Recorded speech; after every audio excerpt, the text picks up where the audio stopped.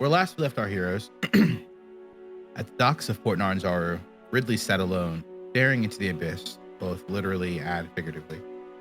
His encounter with Zorvan Drak left him shaken, and a realization clawing at the edge of his mind. He was bound to something vast, something unfathomable, the abyss itself.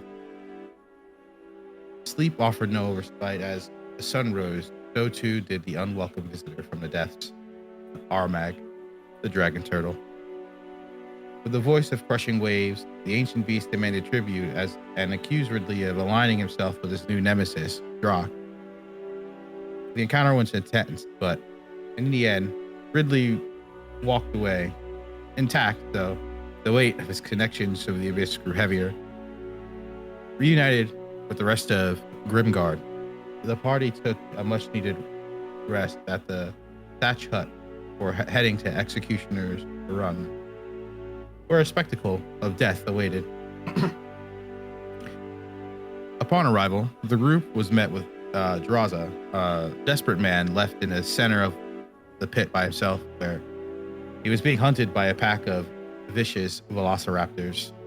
His cries echoed for help throughout the arena, but a crowd just watched. Grimguard wasn't ready to let this happen, and wasn't in the mood for unnecessary death. Tristan, clad in his splint armor, demanded the raptors to stand down. They did not. With following the savage skirmish, the Flaming Fist mercenaries decided upon a more diplomatic solution. The party, thinking quickly, convinced the soldiers to step down, and with discussions set ahead, they went inside the tavern. Inside, tension simmered. Tristan and Yarrow noticed that something was off with the so-called Flaming Fist soldiers, and quickly they realized they were frauds. What followed was a game of words laced with subtle threats and measured restraint. Just as the bandits began to stand down, Ridley emerged from the shadows, more so known as a plant, with cold eyes, a low voice, and promising a swift retribution if they've ever crossed his friends again. The message was received loud and clear. With the fight behind them, the party sought knowledge. Their search led to Priest Balin, a devout cleric of Tamora, where they pried into a web of entangled factions vying for control of Chult. While Balin knew little whispers beyond what he had, he gave clear advice. Align yourself with your allies and finish here. Come and do what you need to do. Later, they were approached by a woman of authority, Vice Admiral Udra Silvertusk of the Order of the Iron Gauntlet. She bore a request, a journey to Camp Righteous, where she had last believed that the battalion had last been seen. The party agreed to aid her, but first needed to secure the proper paperwork for their sanctioned travel. With the weight of duty pressed upon them, the group set out to meet Merchant Prince Jobel, the man who controlled access to the guides for jungle expeditions. It was there they stumbled across an unexpected addition to their journey, Volo Thop Gardam, better known as Volo. A renowned and possibly unreliable author, Volo had just been certified as an adventurer's guide, eager to plunge into the jungle to gather material for his next book, allow him to guide them on their next journey. Skepticism filled the room, but after a brief and mostly hesitant discussion, the party agreed to bring him along. The final stop brought them to the Thundering Lizard, where they convened with their employer to exchange rumors and revelations, talking of the Flaming Fist's corruption and the growing influence of the Order of the Iron Gauntlet filled the air. Deals were made, and at the very end, Ridley and Volo decided to have a taste. As the conversation waned, Ridley and Volo indulged in a round of drinks, while Tristan and the others lingered upstairs, talking about some of the things they've encountered. Then, a rustle happened in the next room, and Thwomp, ever perceptive, pursued the source of the disturbance, Yarrow joining them. The two discovered a spy with a member of the Lord's Alliance. Before they could subdue him, he was able to vanish, leaving a smoke bomb, having Grimguard trapped in the tavern temporarily. Now, surrounded by music, lively activity, joyous aura, the party stands in the Thundering Lizard. Adventure is calling, the jungle awaits, and yet secrets are unfolding in front of you, lurking from the shadows. And now,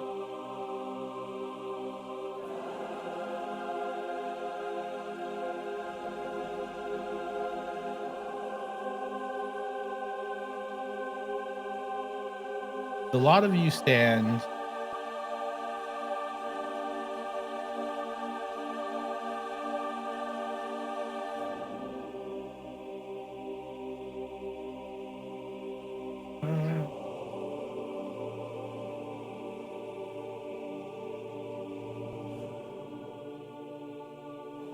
at the Thundering Lizard, where you are basically confronting the idea that a spy just got away. The smoke upstairs is clearing out. Swamp, you are recovering from the smoke bomb. Tristan, you are down there after the exchange, like kind of recapping what's happening. Ridley, you just came back up. You're having drinks, talking to Volo. Swamp looks upset. Tristan looks concerned. Something smells like pepper in the air. Very strange. Yarrow, you're upstairs recovering. What are our plans? Let us begin. So Tristan speaks first. He goes, all right, first things first, we need to track that spy down immediately. Like, I'm going to be real with you. Ignoring him is not an option. I know how the Lord's Alliance operate. They always... Yes, the spy. Yes, I used to work for the bastards. And let me tell you, they will make your life a living fucking hell. Always. Always have, always will. They've always been trouble, they always will be trouble. Ridley just arrived. Spy? What spy? Did somebody get maced? I smell pepper. It's like, we just had a little friendly visit from the Lord's Alliance, my former employers. So Yes. So spy. Or Something? What does he look like? Well, I didn't catch a good look. I didn't catch a good look at him. He ran by, in the hallway. Swamp, what about you? You see him?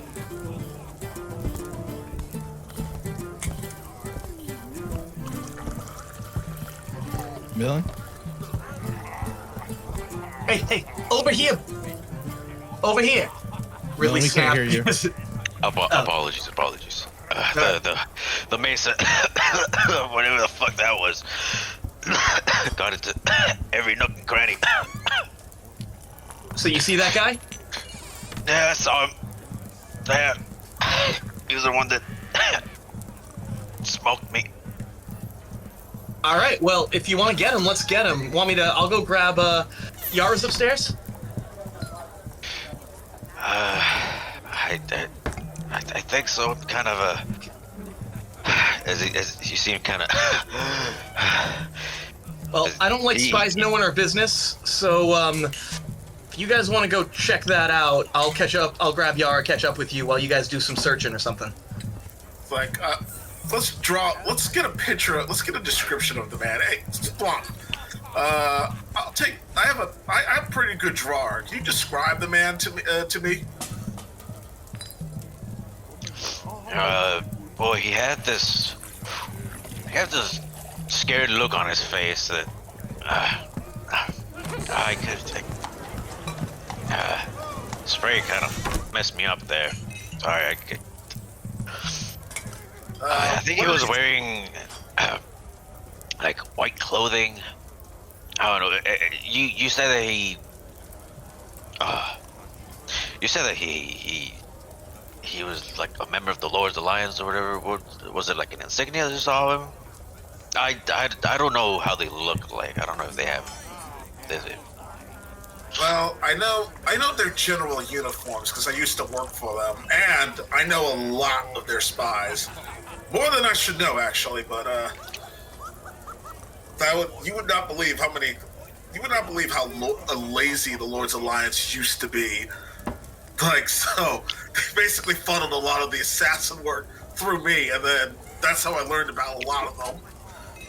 Like, yeah, my former employers. They were douchebags, but let me put you this way: they weren't the brightest bunch. But that's what happens when you have a lot of power. You think you're invincible. Here, maybe I'm not. I feel like I have the image in my head of how he looked like. Let me try to draw it out for you. Maybe you can get a better description. I might be able to recognize him, and if I don't, that's still worth it. The Thump is gonna try to jot down all the info, all the little features that he could make out from when they confronted him. Couldn't really get a perfect look at him. But there's a. I think he was wearing like a whitish uniform. Not sure. Here, as I gave him like a rough sketch. Tristan looks at the picture and he wonders if he's seen this man before.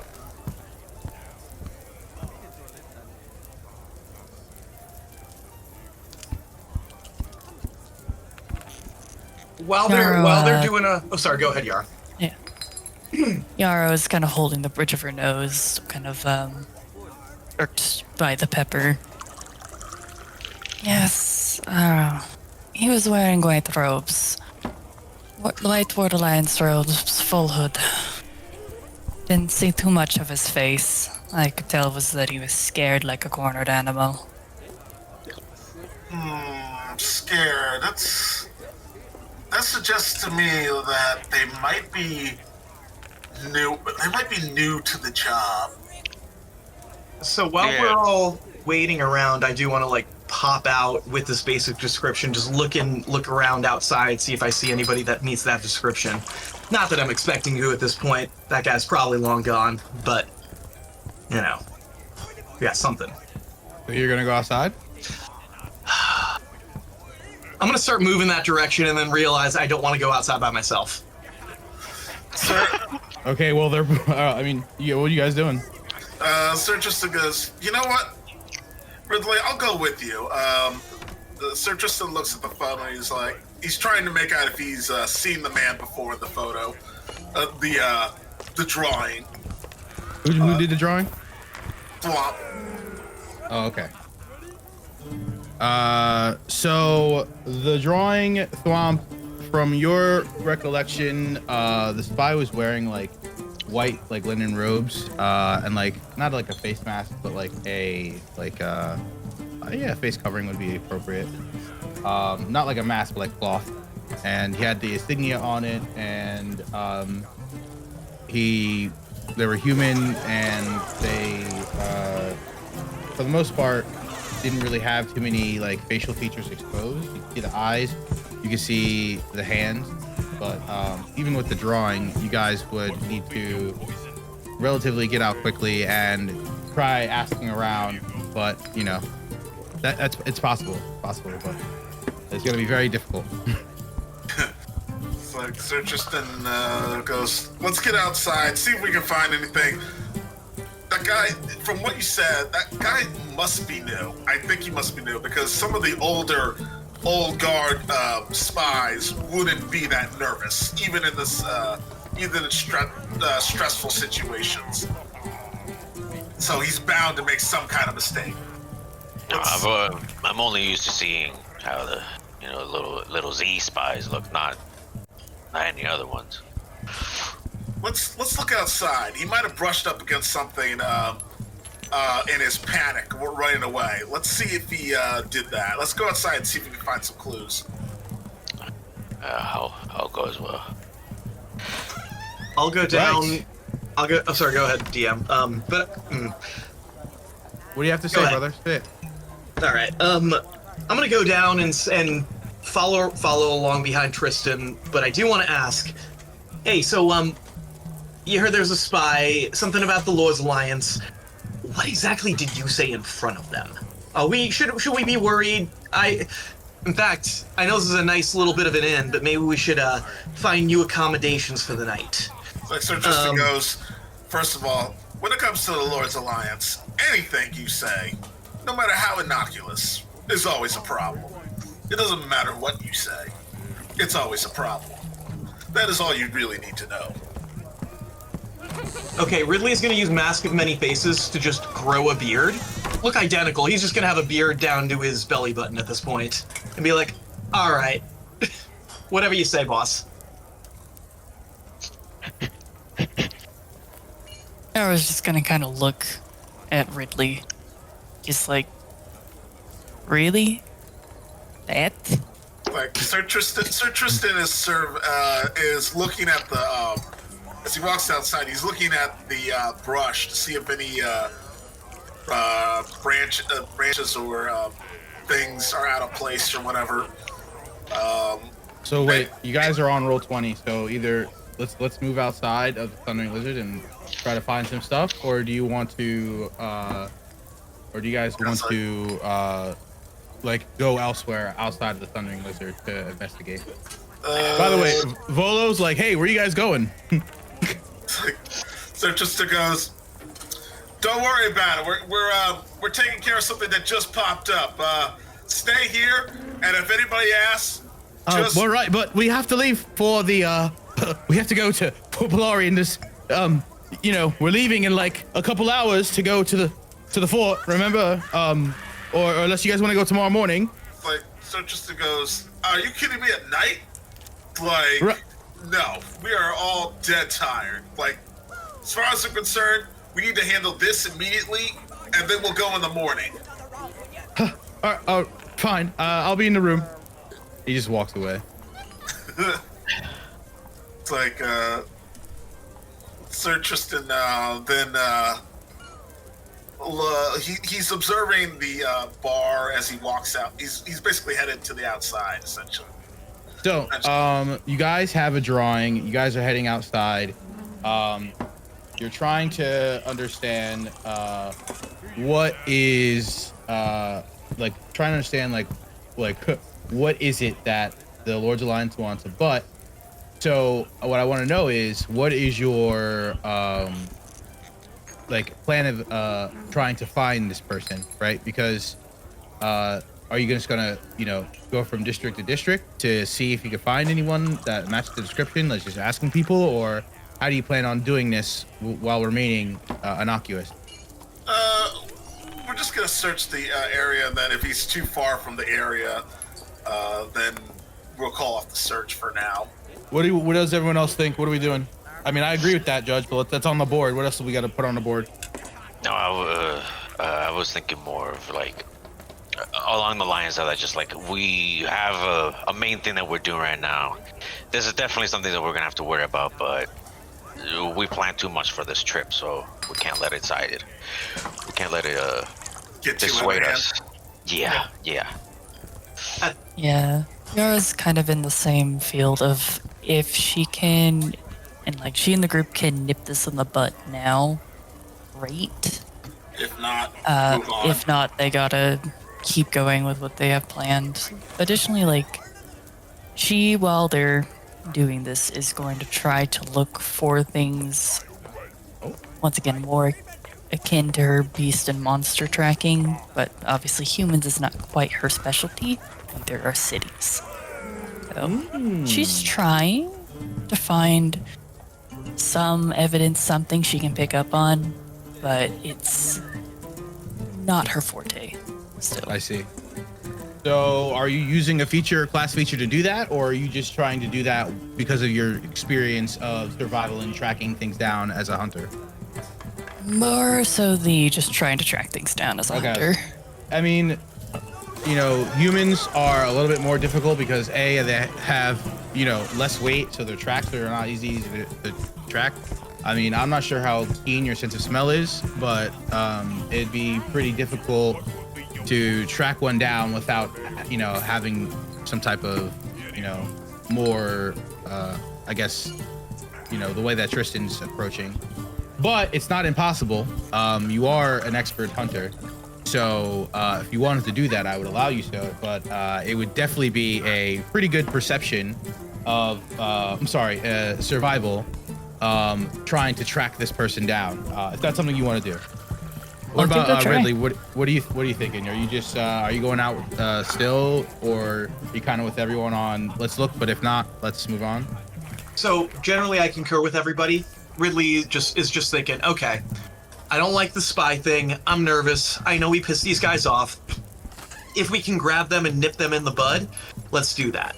And on that note, maybe we should split up just a little bit, not so far away that if we get into trouble we can't find each other again. But I want to stick with one of y'all, and maybe I'll help. Yeah, maybe I'll help with my instincts, my criminal instincts, being like, if I were a rogue spy, I would probably duck into this alley. But at this point, I mean, I love it. I'm looking at this map, though. I'm looking at this map, and I'm seeing like 5 different paths. Realistically, if I was this guy, I would have fucking ditched my outfit. That seemed like a very convenient disguise to be wearing, like, in this place where everybody else seems to be wearing something similar. Like, I would have stashed something in an alley, changed the second, and I think this guy's gone. I think this is a crapshoot Hail Mary, and if that's the case and we don't find this guy and pretty quick, I think we should get moving and get on the road, because it's, I would rather not be where they think we're gonna be, and if we can even leave early and get ahead of anybody that wants to track us, we should do that, Like, let's look, let's see what we can find, and if we don't find anything, let's go. I think that's the general consensus. Then let us head outside and we will do a split check. If you guys want to split, if you guys want to do it here in this area, we can do it in this area. There's going to be different rules for different people. So from my understanding, Yara, you're going to try to do this survival with your hunter instincts. Tristan and Thwomp, you guys are outside asking people. Ridley, you want to split up with someone to go with them to do what you have to do. So how are we doing this? What is the formation we're taking? Tristan is going to hang out in the local area and, ask people, have they seen anybody panicking, look like they were panicking running out? Okay. And Ridley and Thwomp, what about you two? Thwomp is going to ask Tristan, what are some things that I should look out for? Because he seems to know a lot about the Lords Alliance, so maybe some sort of, not insignia, but like, mannerisms. Well, insignia is the word I use. Mannerisms.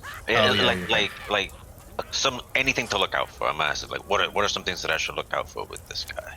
Mm-hmm. Like, Sir Tristan goes, well... Hold on, let him finish. Okay. And then what? Oh, no, it was just, I since I'm not the smooth talker, I'll let him do the smooth talking, and I'll look around, like, get to high ledges and see for stuff. If Tristan's staying here, and Ridley is also a pretty smooth talker, would it not beneficial for you two to go look, split cover ground, or do you want to stay with Tristan and Ridley? I was definitely thinking that. I was like, hey, we got 2 high charisma characters. Let's split us up so we can have one person looking, one person talking. Maybe I'll go with the ranger, I'll go with Yara and, combine the survival with the urban knowledge, What do you guys think? Sounds like a plan. All right. Sounds like a sound plan. Okie dokie. Well, then let us cut to first. Yarrow and Ridley, you guys head off. You head down towards your jewelry market district. The jewel market district. Tristan and Thwomp, you guys are in the general market area where the Thundering Lizard is. Sorry about that. You guys are in the general market area where the Thundering Lizard is, and so, the lot of you both decide to go hang out, talk to whoever about, because you have the photo or the map.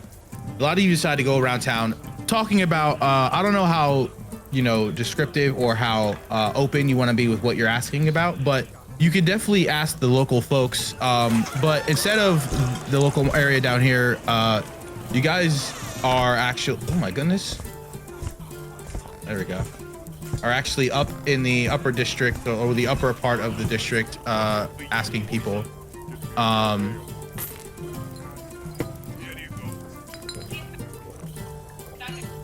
Ooh. And so go ahead and start and we'll do some rolls. All right. So Sir Tristan approaches around the random townsfolk. It's like, hello, good folk. Can I take a moment of your time? Hello. What's up? It's like, hi. We're looking for. He holds up a picture of the Lord's Alliance member. And he's like, we're looking for this guy. We're gonna be real. He's ran out of his room at the local tavern. We're thinking he is basically skipping his bar tab or whatever reason, and we want to locate him. You know, get him back, get him to pay, essentially, before he gets in serious trouble. Have you seen a person that looks out of place, really nervous, or looks like this guy? I mean, I think so. Give me a investigation check, Tristan.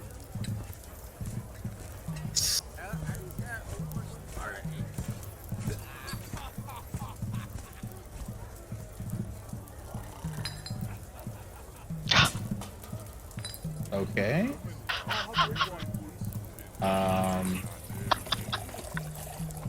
Actually, I think that I saw a guy like that running down towards the fish market district. But I'm gonna be real, I see a lot of those. Well, a lot of people wear the face covering. It's like popular these days, the mask thing. So it's kind of hard. You might see some people, I don't know, but definitely I saw someone like that running towards the fish market, and she like points in the direction of the fish market district. It's like, so Tristan waves his hand at her and goes, thank you. Even if it's not him, I still thank you. Thank you for everything. You know, whatever, I gotta go. See ya. Like, come on. See, you got a clue? Yeah, Fisherman's Market, maybe our guy. Perfect. Probably gotta blend in with the smell though. It's like, let's just play it cool and yeah. Let's keep going. Has a cucumber. Right. Cut to Yarrow, Ridley. You guys are in the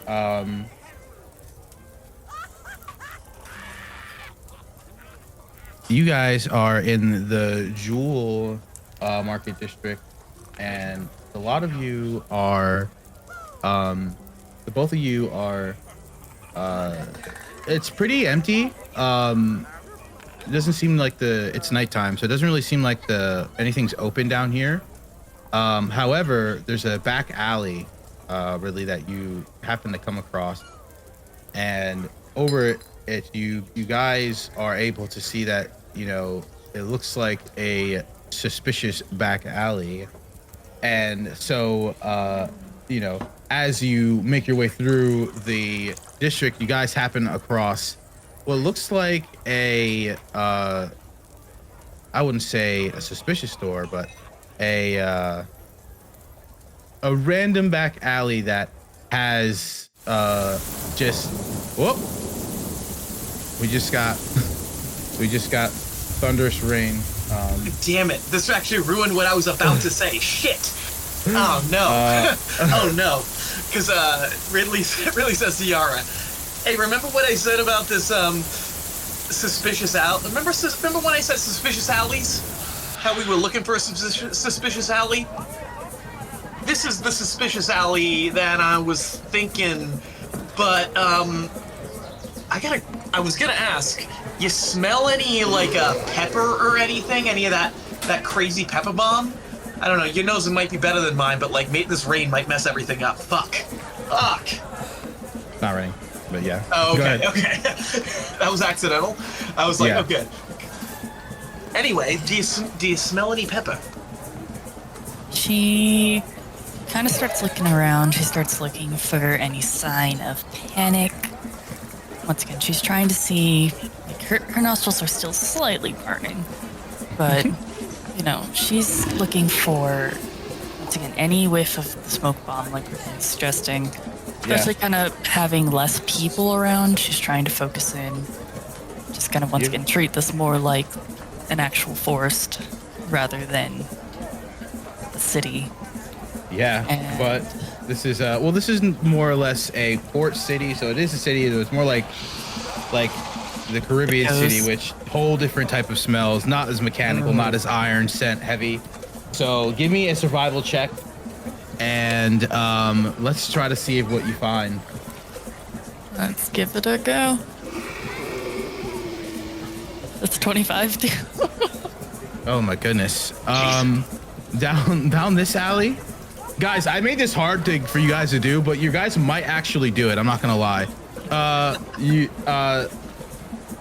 You don't smell anything down this alley. Actually, you smell you do smell really faint sense of like that smell that's kind of burnt in your nose at this point of the like distinct pepper smell, but it's actually leading like outwards, like down another district, like this way. And so there is some trace of it here, but it looks like maybe they were here and then they left and they went somewhere else, like they kept it moving. Does Ridley is gonna look around and like just look to see if anybody discarded clothes here or anything? Great point. Go ahead and give me an investigation.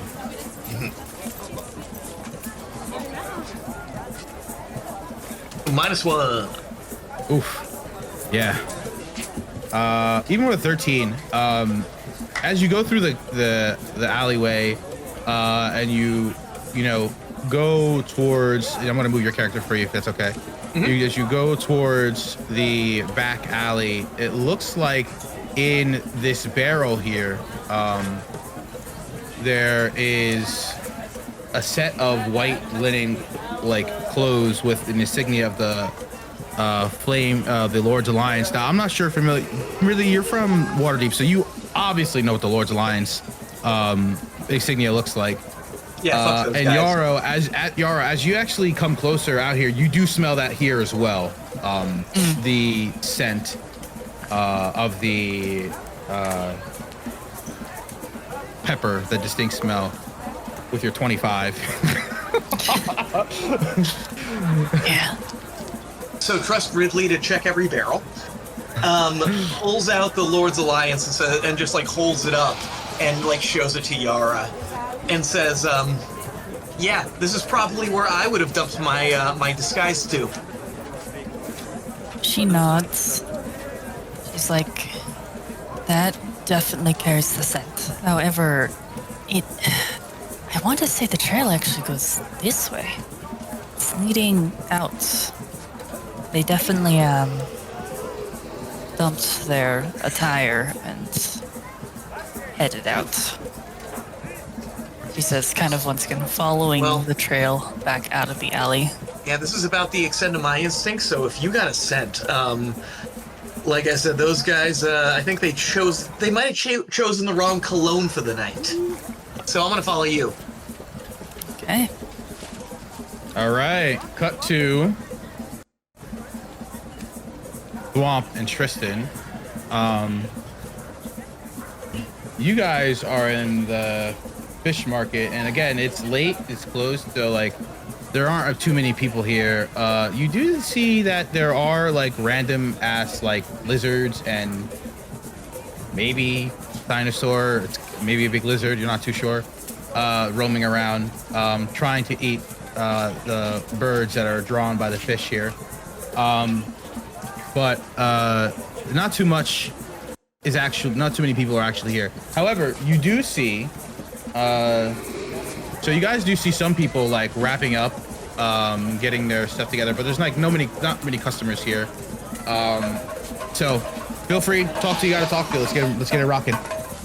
Like, Sir Tristan looks around. He says to Thwomp, "All right, it looks like everybody's shutting down for the night. So if this guy was here, it shouldn't be too hard to find him. He might look very out of place. Let's look for a guy that's not working. So Tristan is looking for anybody that's not closing the shops down, just sitting around, essentially."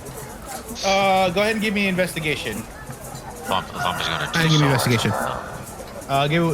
Give him roll with advantage, or both of you guys roll. Oh, okay. What are we doing? Investigation.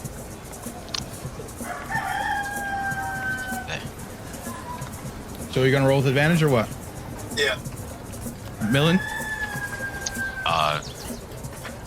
Do we both roll with advantage? No. Either are you gonna help him investigate, or are you going to both of you guys roll? Oh, I was gonna do like my own roll. Okay, so Tristan, you got a 12. Go ahead, give me a roll. Thwomp. Nice. A fucking 20. Oh my goodness. Okay. So Thwomp, you're looking for anyone who seems to be out of place. It doesn't really look like anyone's out of place. It kind of looks like everyone's just like doing what, like the people who are supposed to be here are here. The people working on the stalls, packing fish into carts, shooing away the birds, shooing away the dinosaurs that are eating the birds. And it does seem to be like a lot of people. This is a very small area of, the roads kind of lead. Like this is like more of like a passerby, the fish market, very small area. But you could, you definitely have, people you could talk to, but it doesn't seem to be anyone that's kind of like sitting around doing nothing, Okay.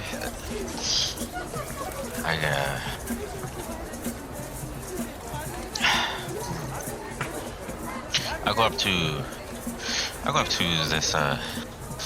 this person right here, assuming that they're a vendor. Hi, I see y'all are closing for the night. Yeah, what's up? Cool. I wanted to.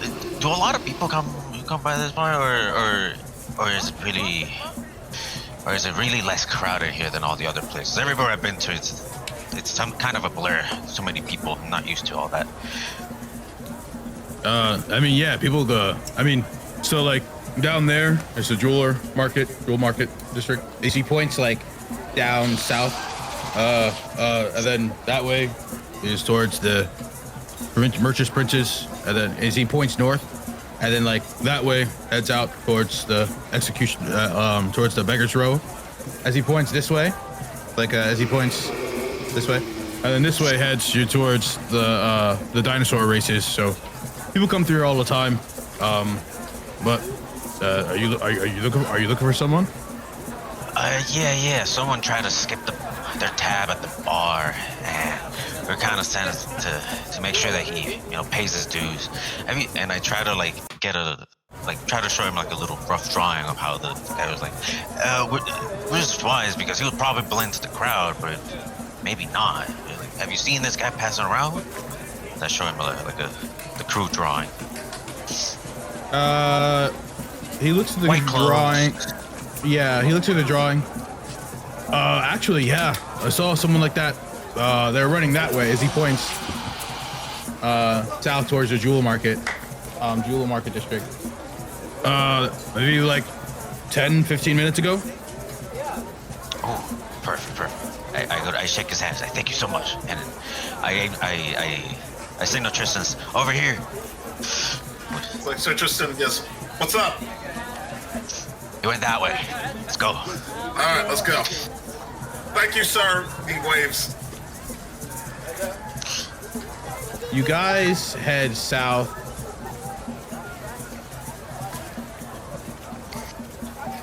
As you see a empty market. It's like a, hold on, let me put you guys on the screen.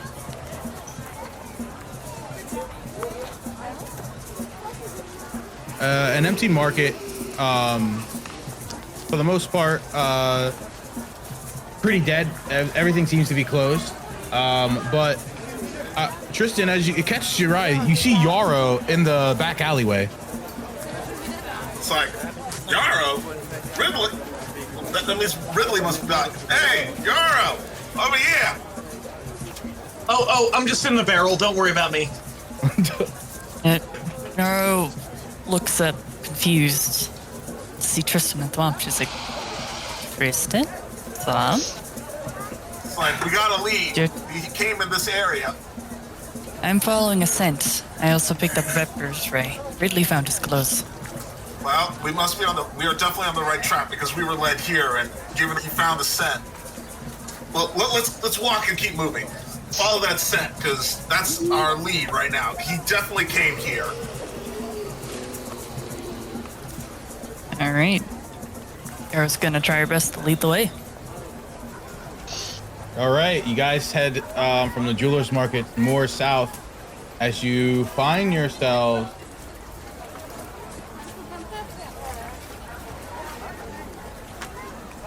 Hold on 1 second. We are transitioning here.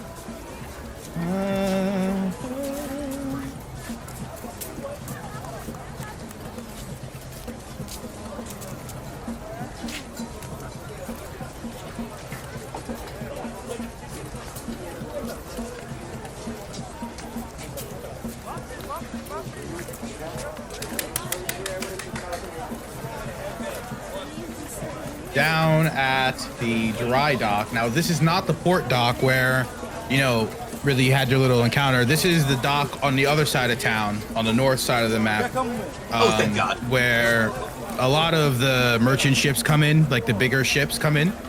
And you see a bunch of people just, here it's very much not, like, it's very open, because it doesn't matter what time of day it is. You see guys are getting stuff off boats.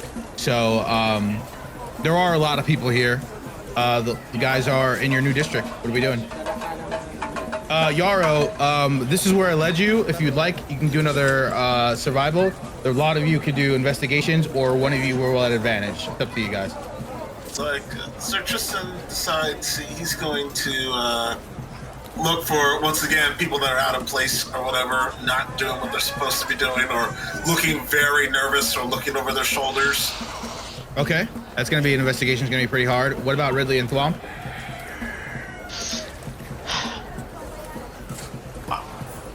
Intimidation. Thwomp is he's gonna. So mainly that he was looking for was clothes.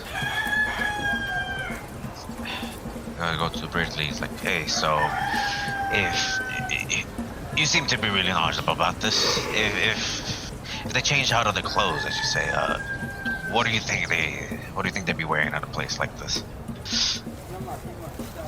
So I think they're going to be wearing exactly what they think we would be wearing, or, you know, exactly what everybody else expects a random sketchy person to be wearing. But hold that thought. I have an idea. And Ridley wants to do the opposite of what the crew is doing. So the crew that is looking for people that are out of place, I want to look for the people that are most in place, that like are the crustiest, oldest people that have been around here forever. And I want to approach the oldest guy and say, or the oldest lady, you know, whoever's sitting there like cranky with a pipe and a bottle of alcohol. And I want to say, hey, look, we're kind of looking for somebody, and they did something bad to one of my friends. And by the way, I'm going to remind you, Ridley has a big beard, but otherwise is wearing those dock worker clothes that he explicitly chose for the last session. He was like, I'm going to be braving mosquito bites wearing shorts, but I blend in the docks. And so he's going to go up and say, hey, this person did something bad to my friends, and we need to find him, and they've been running around. Is there anybody around here that you don't recognize that's, like, acting kind of sketchy and trying to blend in? So you're looking for a older dock worker, so that's going to be an investigation. And then for your pretty great description of what you want to do, you would need a persuasion, performance, you know, because you are wearing a costume of your choice. So let's do the investigation, and then let's do the performance. Our Grim Guard finds himself in the fish market, the dry dock district. So we have some rolls that we need to do. We have a 13 from Ridley, and Ridley, you are able to find a what seems like the foreman or the older person that you're kind of describing. They are chilling here. Oh, that is the OBS. That is not. Oh my god. OBS is I'm running sitting for here. initiative. And you approached them, and you gave your pretty, you know, good spiel earlier about, you know, looking for someone. So I would also like performance, and let's see how the performance goes, or performance or persuasion, depending on how you're approaching that. Oof. I didn't see it. Shoot. So I guess my one-liner monologue didn't go over very well. I had this spiel prepped about how this guy was just an asshole, and like, trust me, any of you, if I told you what he actually did, you'd also want to throw him into the bay. But I guess it came on just a little too strong, maybe. Yeah, the person's kind of looking at you with your beard down to your belly button and your like brand new dock worker clothes, and he's like, "Who the hell are you, man? Get out of here! What are you trying to fit in?" I'm not trying to fit in. I'm from Waterdeep. You never seen a foreigner before? God, you people are rude. He like kind of like ignores you and turns away. Shit. He so much for starts that. yelling commands back at the people, whatever. All right, then I'm just gonna stand back and watch, see if anybody like ignores the commands and is still trying to act shady, like blend in but not, but like clearly doesn't know what they're doing. Maybe. Okay, well, we'll get to that. So we got Yara. We have a survival check from you. Yep. God damn it! God damn. All right. Okay. Woo! Oh my goodness. What the fuck? Okay, so Yarrow, your scent leads you to this older looking foreman guy. He just reeks of pepper. Yeah, she isn't gonna quite approach him, but kind of wave down the party. But she is gonna kind of stare him down and just kind of see how he reacts to her. Like, this is very much like animals sizing each other up. He's not really necessarily looking at you. He's more just barking orders to all the other employees at the dock. But yeah, she's gonna kind of, like, once again, she's not getting too close, but she's gonna wave to the rest of the party.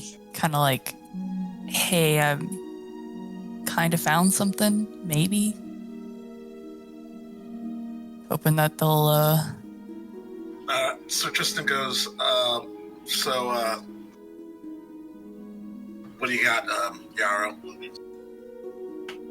She's like, this one smells of pepper. Like the burnt smoke bomb? The pepper? She nods. Alright. Here's what we're gonna do.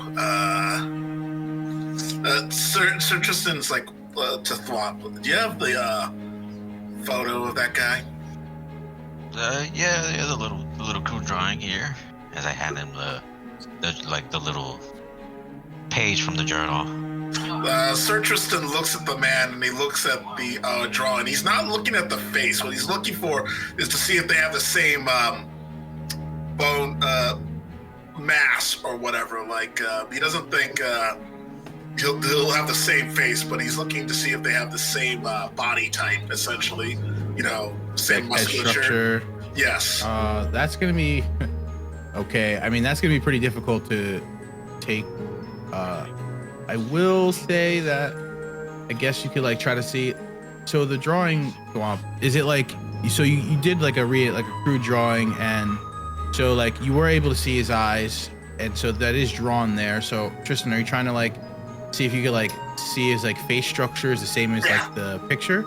Yeah. I mean, I guess you could do that. It's gonna be a pretty tough.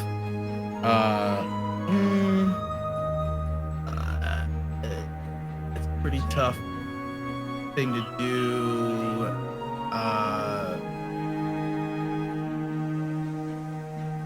Give me an investigation. See if you could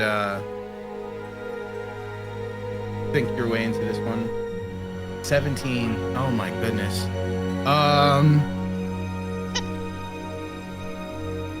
Yeah, so judging by the head shape and like the eye structure, you're definitely thinking, oh yeah, this might be the dude.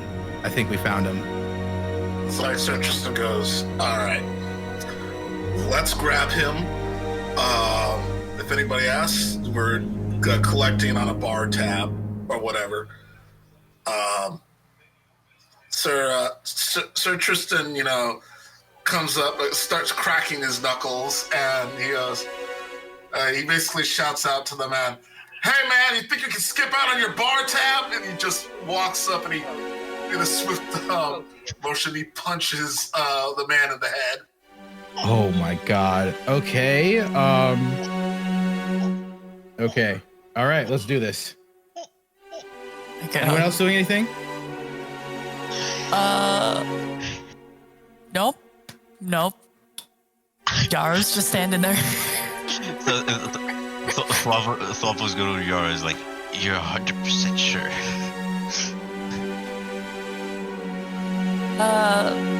Pretty sure.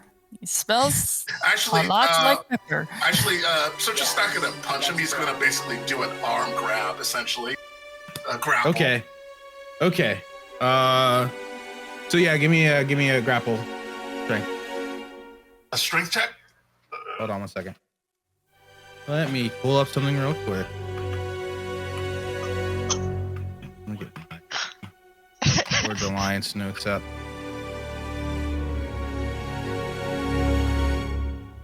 Yeah, give me athletics. All right, so.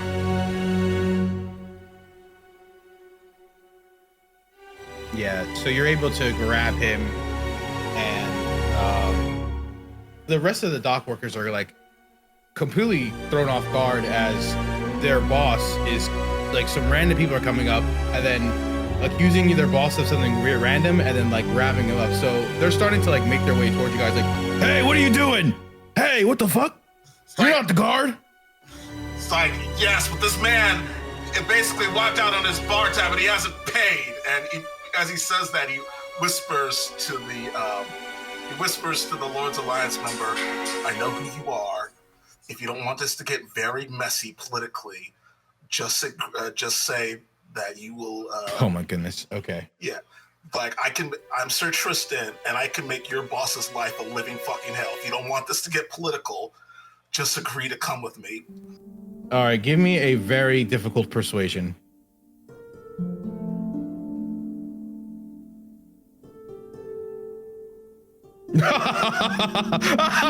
He goes, "I don't know what you're talking about. I've been working here. I just went to the tavern on my break. I don't know what you're talking about." It's like, you forgot to pay, sir. "No, I paid fine. What are you saying?" And he does sound like the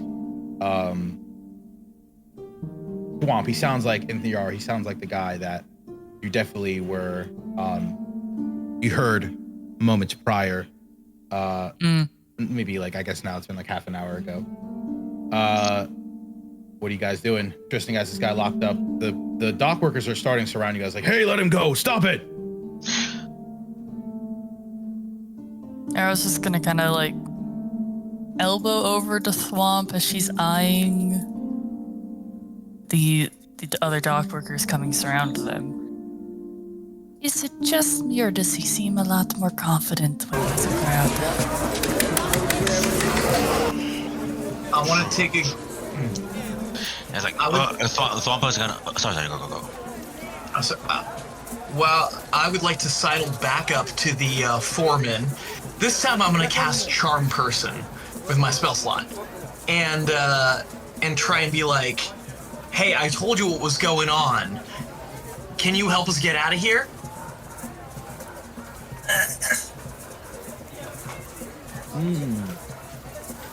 So you're gonna come. Oh, I have 2 spell slots. Sweet. You're gonna charm, and then so you're charming, and then you're like, "Hey, like I told you what was happening. You know, can you help us out?" Your friend, yeah, well, you're trying to charm him. So anyway, so yeah, give me the charm, and like then I just put him on our I'll side roll here. And I think he has to roll, if I believe right. Yeah. So wisdom saving throw, DC 13. I mean, this guy's not the super. Yeah, he fails. Yes. All right. I would have been worried. So he's super charmed. Like, oh, right. Yeah, you guys. Yeah, I can help you guys. Hey guys, it's fine. Stand down. Yeah, I completely forgot about my tab. Yeah, why don't we take it inside? All right. I'll take it. It's like Sir Tristan, grabs the man's like, let's find a room, speak privately, and we'll get this man to pay his tab, and then everything will be right back in you guys' hands. You give you orders and anything we want. It's only going to take a minute. All right, you guys take him just over to there's like an administrative building over here. You guys take him inside, and a lot of you are basically in a closed room, and so you have this person who is now, I mean, he's charmed, so he's favorable towards you guys. He does not necessarily, antagonistic. So he's like, hey, yeah, sorry about all that. So, you caught me, but I'm gonna be real with you. I mean, this is actually my job, so I don't want anyone else getting involved here. But what's up? Real quick, I just want to say, as we're walking in, I need to mention to my friends, by the way, this only works if this guy doesn't think we're gonna harm him. So be cool. Don't worry. Looking at you, Tristan. Don't worry.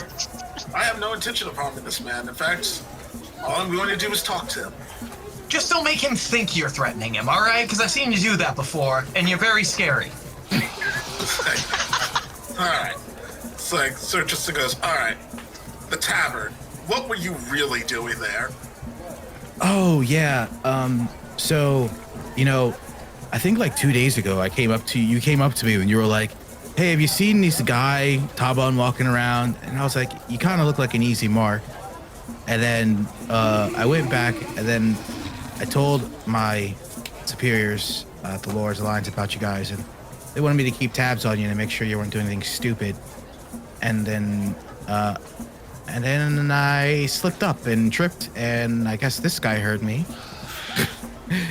which is really bad. Sir Tristan goes, are you new to the Lord's Alliance? Sir Tristan's actually looking him over to see if he recognizes him from his old days. Give me an insight on wait, so are you looking at him and saying, are you saying that, looking at him trying to see if he's lying, or are you just trying to give him a one over, see if you recognize him? Yeah, well, just a one over, the latter.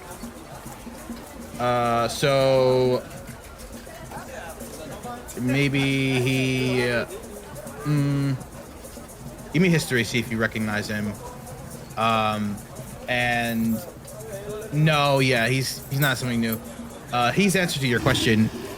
Yeah, actually, I joined maybe 2-ish weeks ago. I just started as a low level, but I'm actually pretty sneaky. I've been sneaky my whole life, except with recently. I guess I slipped. I don't know. It was very weird.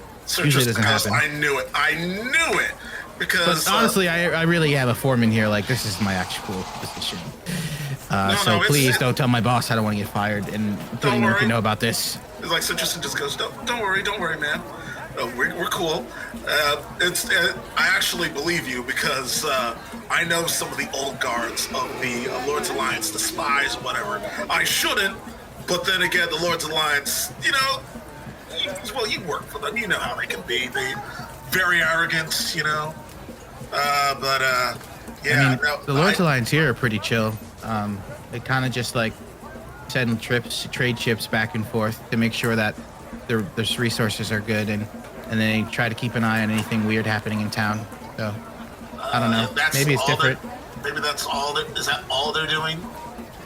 I mean, to my knowledge, that's why I joined. Like, they pay spies good money to make sure everyone's, you know, not doing anything, you know, weird, like trying to disrupt shit. And then they also, you know, they do trade ships, so they send a lot of trade ships out to Boulder's Gate. And, you know, they kind of just hang out. It's really cool. Huh. Like, I guess they must have not have told you much, but that's to be expected. I mean, from my understanding, they're like pretty, like the Iron Gauntlet are the ones who really kind of effed everything up, and so the Flaming Fist. Like, the Lord's Alliance really just cares about like resources and making sure that, you know, no one is trying to hurt their wallet and, you know, stuff like that. So yeah, and recently, I don't know if you know this, but they've been trying to keep I can tell you from the mainland, they've been trying to keep a low profile. Lady Never Ember and her demon episode, you know, her getting killed was a huge embarrassment. They lost a lot of public support.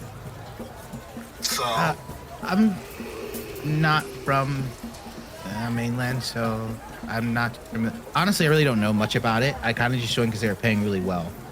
Honestly, I think that, like, hearing what you guys were saying, they might like you guys. I'm not sure. Well, anyways, Serge just starts laughing.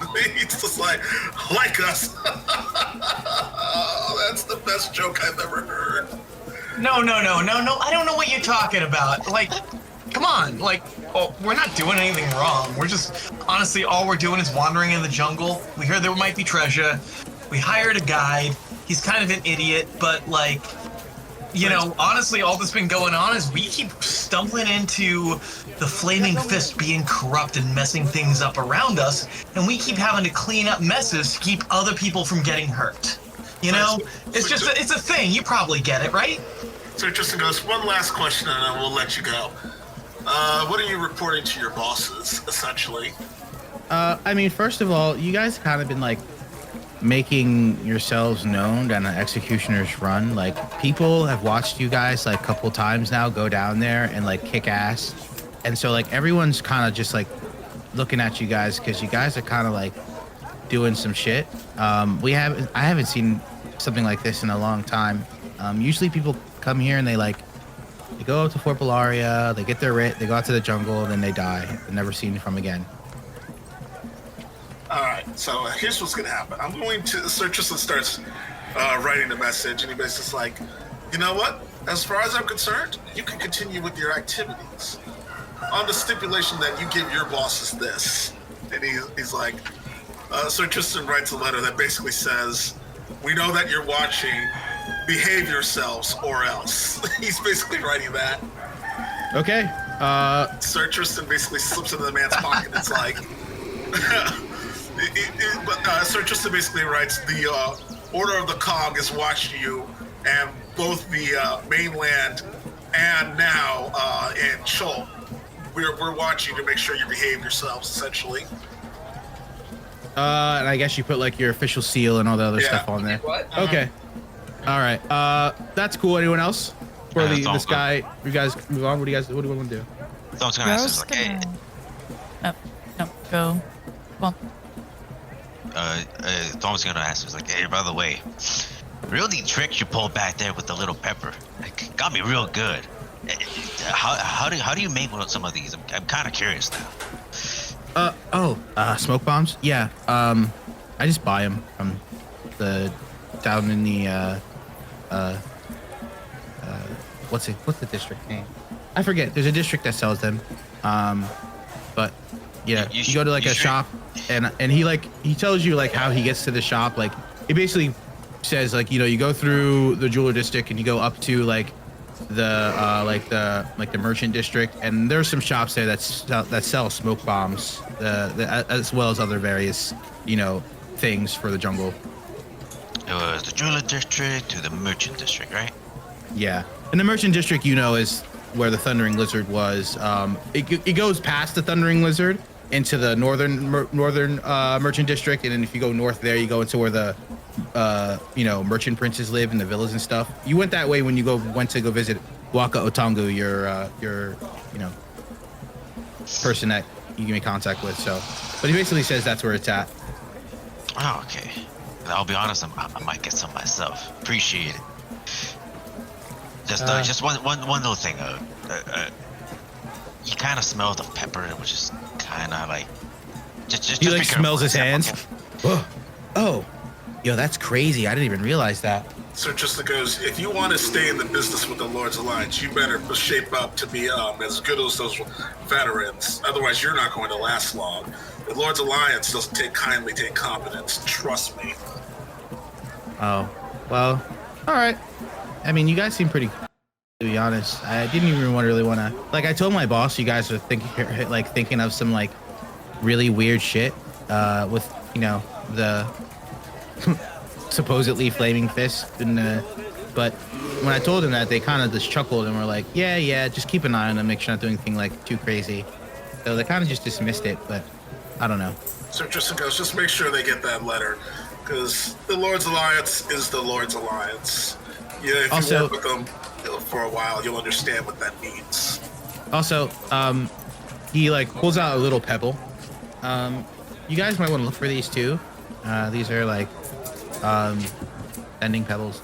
You can send them to somebody who has the other one, and only works for a certain distance. You can do it in town pretty good, but so it's really good at sending messages to people in town. Alrighty. Yep. Cool. All right, just make sure. Can I go? Because I actually am on. Yes. I'm working right now. Yeah, don't worry. We'll smooth it over with your people or whatever, and yeah, make sure that when you're off there in your free time, make sure that letter gets to the Lord's Alliance. All right. Yeah, sure. It's okay. So Tristan, grabs the man and he's like, all right, let's get you outside. Sir Tristan takes the man outside and he basically yells to the dock workers, all right, everything is cool. The man has paid his bar tab and everything is square. We're giving the gentleman back to you. Thank you, people. All right, guys, let's get back to work. And they all reluctantly go back to their positions. Everyone's locked the fuck in. While they're shuffling, everybody. Sorry, go ahead. Oh, I was just saying they were all smoking on the break. Well, they were. What are you saying, Ridley? Just the one thing is, as he's shuffling out the door, Ridley wants to be clear.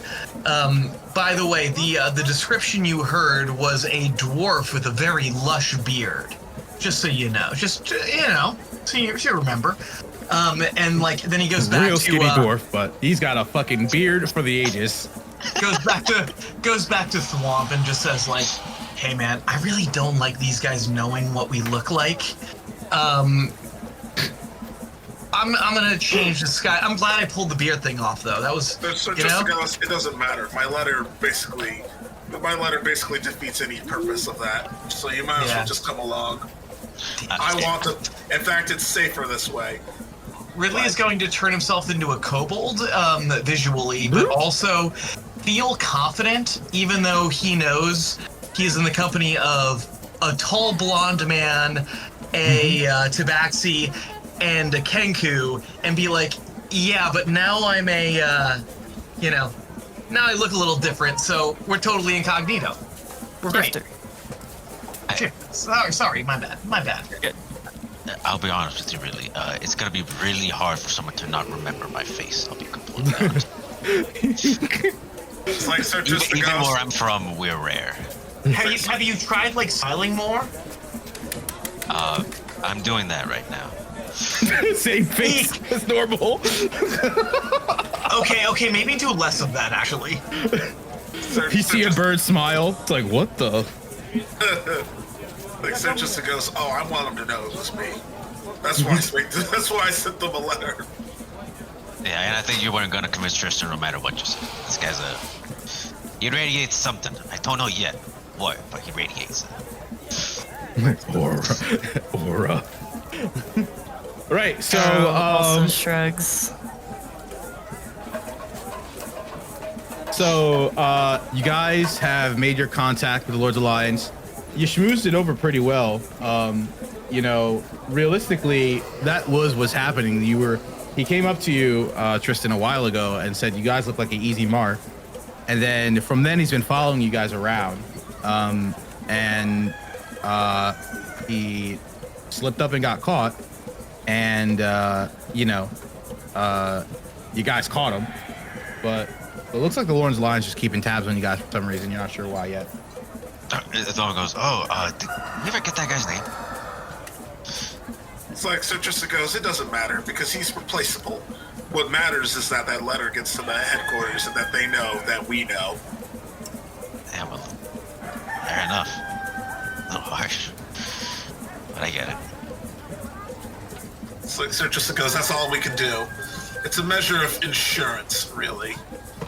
So it is, I would say it's nighttime, like 9 p.m. You guys haven't had like a real full rest in like 2 days because you've been running around. You had a short rest. You've been running around back and forth. You've been, you know, got into a fight. You got back. You took a short rest. Ridley had the hell thing happen. You went. You did the executioner's run. You did all that stuff, and then someone like, you know, you took another quick rest. Someone came up to you and was like, "Oh, yo, da da da da da," and you're like, "Okay," and then you know went and got Volo. So, you know, so you're pretty tired. If you go anymore, if you like don't long rest now, you might get a level of exhaustion because you've been going for like, you know, you had like a little time of rest, but you've been going basically for like almost 48 hours at this point. Yeah, so just goes, starts yawning. Oh God, let's find a place to crash, and we're done. It's like we're done for the day, guys. Let's go back to the inn. I think we can rest easily or whatever. What are you guys doing? Yeah, we did tell Volo that we were gonna be right back after this, so I intend to keep that little, you know, keep my promise. Wasn't really a promise, but you know what I mean. That's I'm getting a little sleepy. He imitates.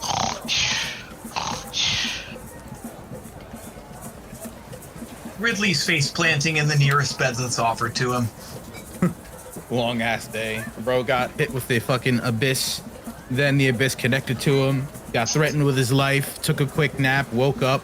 Fucking came down. This dude wouldn't stop fucking yapping to him for like 45 minutes straight. His friends are all pissed, falling around. He's had a long ass day. Just long ass day. My nightmares can't be any worse than my fucking waking life right now. So may as well. Can't be any worse than my daymares. Oh man. Ay. You guys heading back to this. So, you know, I just want to keep this in mind. You do, you know, you can go to the thatch hut and, you know, rest in the, you know, super magical. It would seem, and you guys are really good at keeping this low key, that no one's really aware that the extent of the Harper's presence in Port Aranzaro yet. So you do have a dedicated place where you could stay and sleep that's safe, which is with that organization, mostly because of your ties between Kaylin and Nina and Tristan. You guys are pretty trusted.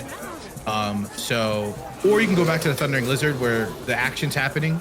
So I will, you know, it's up to you guys where you guys want to go, but I am just putting that back on the table. Like, hey, remember you have this place that you can go to as well. And I also want to just point out to you guys as well that you have the Merchant Prince, Wakanga Otomu, that, you know, he did, you know, you're not doing anything for him particularly right now, but he did say, if you guys have any other questions about stuff, feel free to come back, you know, and ask me or whatever. So maybe it would be great if you guys wanted to do something, you know, when you got back or something, just remember that you have that resource as well, because I just want to keep you guys, because, you know, a lot of shit happens and you kind of forget about what you have and what you don't have, you know? Right. I'm trying to write everything down as well for all this, so I appreciate the reminders. Picking up, a lot of you find yourselves back at the Thundering Lizard. Oh, wait, we said we're going to Thundering Lizard, right? Mic check, I'm back. I don't think we've actually decided yet. Okay, yeah, so where are we going? Let's Ridley Well, said that he wait, was gonna see the first bed, so I imagine he'd probably want to go to a Thundering Lizard because it's the Oh, closest. wherever you guys led me, I'm just gonna sleep, and then my opinion is we should just get on the trail. We've been putting it off for too long. Let's just do it. Let's find out how bad it's gonna be. Ugh. Yep. All right. So Sir Tristan's like, yeah, let's go to the end. We already made our declaration. If they're gonna do anything, let them do it. Sure, I will. There. I will remind you guys that you do have a safe place to sleep, but if we're going to the end, we are at the end, which is why I planned you guys to go anyway. So you guys find yourselves back at the Thundering Lizard. Volo is gone. You don't know where. And you do have the room upstairs that you guys have rented, so you can get up there if you'd like. Volo said he was going up to the room. Where was it? Maybe he did. Maybe he did. What time You're is right. it? No, you're roughly? right. It's like 11 o'clock, 10:30. Oh, yeah. You guys, like I said, you guys have been a lot, like you had like an hour or two rest, but you guys have basically been going at it like almost like 48 hours. Maybe you're an hour 40 right now, like 10 p.m. Thump is gonna go to the room. He's like, I'm tired. I'm gonna Like, head to the... Sir Tristan has a look of satisfaction on his face, and he's like, I'm gonna hit the hay. I'm tired, but I'm gonna find a bed. Yara seems to be contemplating. Like, once again, they do have rooms here, thanks to Udra, but also kind of like she does prefer to go back to the Harpers.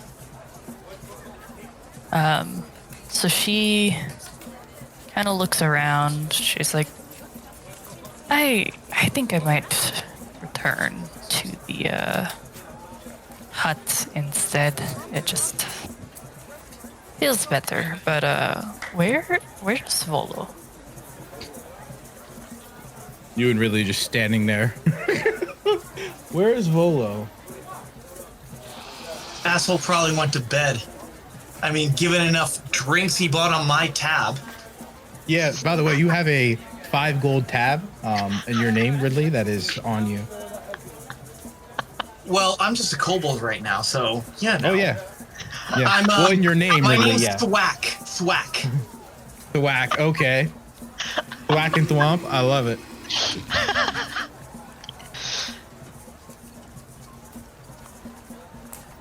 So, Yarrow, you are in the middle. Are you leaving? Are you going upstairs? What are you doing? She'll check the upstairs room for Volo, just to do at least the decency of keeping him informed. But also, at this point, once again, she's tired. She doesn't care to find him if he is not there. That will be a morning problem. All right, you could wake yourself up. You can bring yourself up to the room, or I can do it for you. I'll bring you right up here. Where Thwomp is. Ridley, you're probably following them because you said you're going to bed, right? And then, yeah, so you guys have this room. Yes. You come on in and whatnot. The door's open. And Thorlo's on the bed writing. Udra is just laying down, She doesn't seem particularly happy or whatever. She's just kind of getting ready to sleep as you guys all three just walk in. Tristan, someone had, the barkeep told you that someone had given a room in your name, on your behalf. And it was a letter, given back to them. And the letter says along the lines, and I'll get it to you person. Next session you'll have it in your inventory, but it says along the lines of, sorry for the confusion. This room is on us. It's like Sir Tristan smiles and he goes, it's like, I'll graciously accept it. And it's signed Larrick Dashland. Larrick Dashland. I'm gonna put that name in chat for you. Does Tristan recognize the name? No, you're not familiar with this name. Oh, okay. Larrick Dashlin. I'll put it in notes actually. And maybe I'm saying that wrong. I think that's good though. So a lot of you rest for the night, or unless you want to talk to Volo or anything before you go to bed. We're at the Baldur's Gate part where you're at camp, and you could choose to do the side character talk if you want, or you can go to sleep. Yarrow has no interest in talking to Volo, so she's gonna head back to the hut instead. Okay. So Yara goes back to the hut. She's out. like Sir Tristan, was woken up a little bit by the letter, and he's like, let me see what a Volo is like. Sir Tristan wants to talk to Volo. Sure. Tristan, you head over to Volo's room. Ridley, are you crashing in Tristan's room, or are you crashing in the Udra's room? I don't know.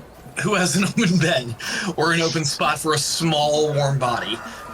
I mean, you can. If I'm gonna be real, there's a bed in Tristan's room. I mean, you could probably. Honestly, I'm gonna steal Tristan's bed while he's talking to Vol. I'll be like, "You're lost, friend. I've been there, done that. See ya. Have fun." You got Tristan's bed. We'll see how that turns out. And then Thwomp. Thwomp is gonna Thwomp is just gonna head to bed. He's just, I'm tired. I'm gonna meditate for like 30 minutes and then just head to bed. You guys all just take Tristan's room. Okay, Tristan. I was gonna be in the other room. Oh, you want to do this room? Okay, perfect. Oh no. What happened? Uh-oh. There you go. Don't worry. Oh, thank you. Oh, Okay. I will also add part of Yarrow's trip back to the hut is also just to keep Kaelin in the loop as well. Okay, good to know. Yeah. We will talk about that sometime, maybe in private. All right, good. Tristan, you have a sleepy Udra who is trying to give you drop the hint. Hey, I want to go to fucking sleep, leave, or go to bed. It's 11:30 at night. And then Volo's writing. He's like, well, hello, friends. Welcome. Feel free to bunk up. Plenty of room on Udra's bed if you need a place to sleep. Udra kind of goes, hey, leave me out of this. I'm trying to get some rest. And she like scoots over. But I'm ready to go out tomorrow morning. Anything you need to know from me? It's like Sir Tristan goes, you nervous about tomorrow? This is your first time let loose. Nervous? Never. Sir, I've been to the depths of hell and to the highest of heavens, the mountaintops, and below the depths of the ocean. Nothing scares me more than an unready party. So I'm ready, but the question is, are you? It's like Sir Tristan goes, yeah. He's like, Sir Tristan he's heard that, he's been there before. He's heard this kind of conversation before. He's grabbing the bridge of his nose. He goes, okay, listen, man. I know that you've been around the block, so have I, but it's okay to admit that you don't know necessarily, that the jungle's a new experience for both of us, and even at best, you haven't been that deep into the jungle, or whatever, and the jungle has its own unique challenges, so just promise me, just promise me that if you get in over your head, just tell me, and we can go from there. The first chance that hits.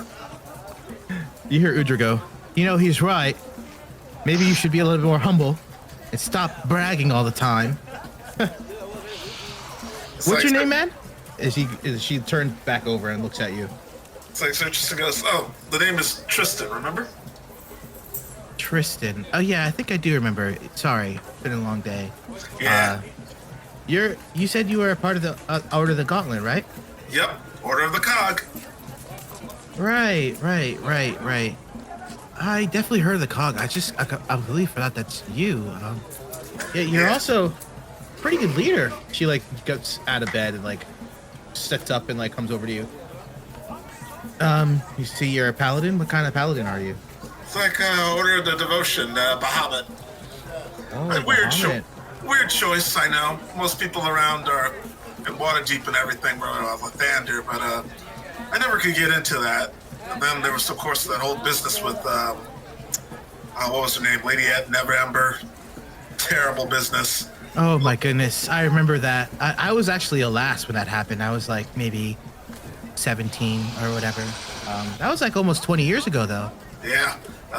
The Order of the Cog is still, the Lord's Alliance lost a lot of political clout after that. The Order of the Cog basically had to salvage everything that the Lord's Alliance had, basically politically, so that they got anywhere. Of course, we keep that under the table. We kind of keep that under the table, but it's basically the worst kept secret. You guys, you see Rolo having a separate paper out, frivolously writing. He's writing like his. You see a look in his eye, like, oh my god, this is genius. Yes, tell me more. Tell me more. It's like it's not really a secret. It's the worst kept secret in it's the worst kept secret in Hawksmoon or whatever. Like Hawk's Nest. Everybody, like, it's supposed to be a secret, but everybody knows. Even the local beggars know. Right, but I've never heard of first-hand accounts. Anyways, I'm going to go to bed if you don't need anything from me. You two try not to take it outside. He puts his notebook down and tucks himself into bed. Like Sir Tristan goes, nothing's gonna happen. I'm a married man. You see Udra go, oh yeah, sure. Well, anyways, Sir Tristan, it was a pleasure talking to you. Yes. I'm gonna head to bed. Yeah, same here. Take care. Tristan, you walk out. You walk back to your room. Ridley's in your bed. He's passed the fuck out. Just. It's like Sir Tristan looks for a couch, and he's like, it's not the first time this has happened. Yeah, there's another bed, so you guys head to the night, and you guys rest up, and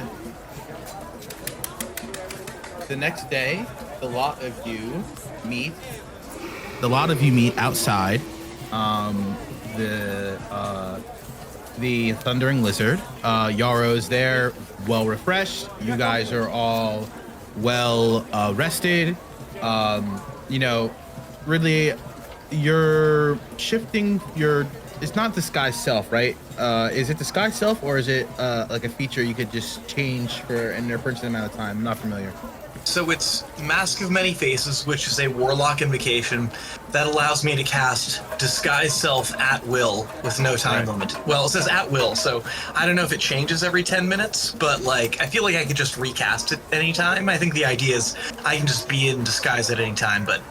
Yeah, but even while you're subconscious, it's not concentration, right? No. It's whatever Disguise Self. I don't think Disguise Self is concentration. Right. So you wake up still as a kobold, is what I'm going to say. Correct. Right. Okay. For reference. Just for reference. Okay, so it's 1 hour intervals, but I guess if it's 1 hour intervals with no time limit, I'm not sure. I'd have to look into your warlock thing. But for now, we'll say you woke up as a kobold. Sounds good. And a lot of you are outside. Volo is bright-eyed, bushy-tailed. Udra is, in a good mood. Are you guys ready to set out? It's like Sir Tristan is ready to head out. He's like, just remember, Volo, what we discussed last night. If you get in over your head, tell me. I'll be fine. Let's go. This isn't going to be very hard, guys. We're not going too far. We're going to Fort Beluarian.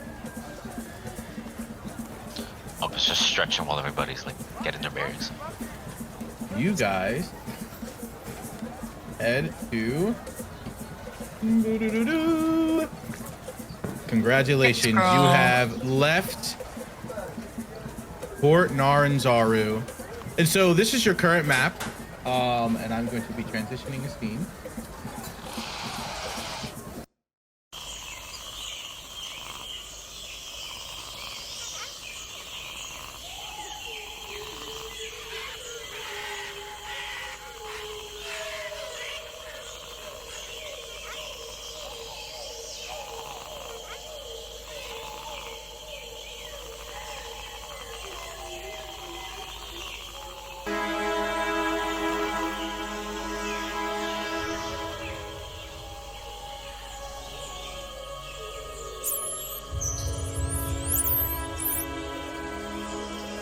And so now we are at Fort Naranzaru. You guys are heading to Fort Beluarian, which is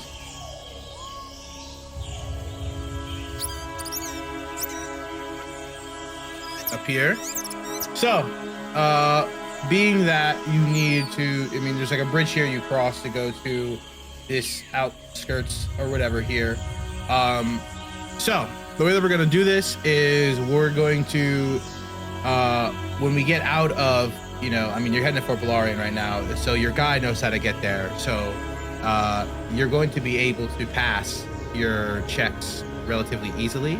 But basically, we're gonna take turns. We're all gonna be running straight up, rolling d20s, and you know, depending on your roll, is depending on how well you know navigate through wherever you need to go through. So that way, you know, it's not really tied to survival as a party. Or I'll give you guys the option of rolling every town. You all roll together, and you guys all roll your survival, and then it's an average. So either we take turns and do your straight d20s, or we all roll together on survival and take the average. What do you guys want to do?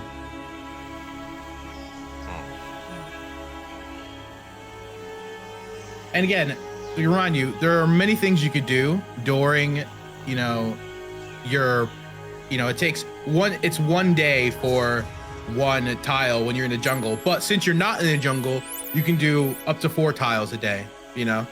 So we're traveling coastline this time. Yes. Okay. Correct.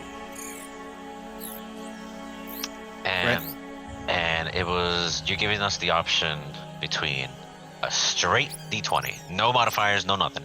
Right, but one person rolls, and you take turns each tile if someone else goes, or you guys, you know, every turn everyone rolls survival and we take the average. Okay.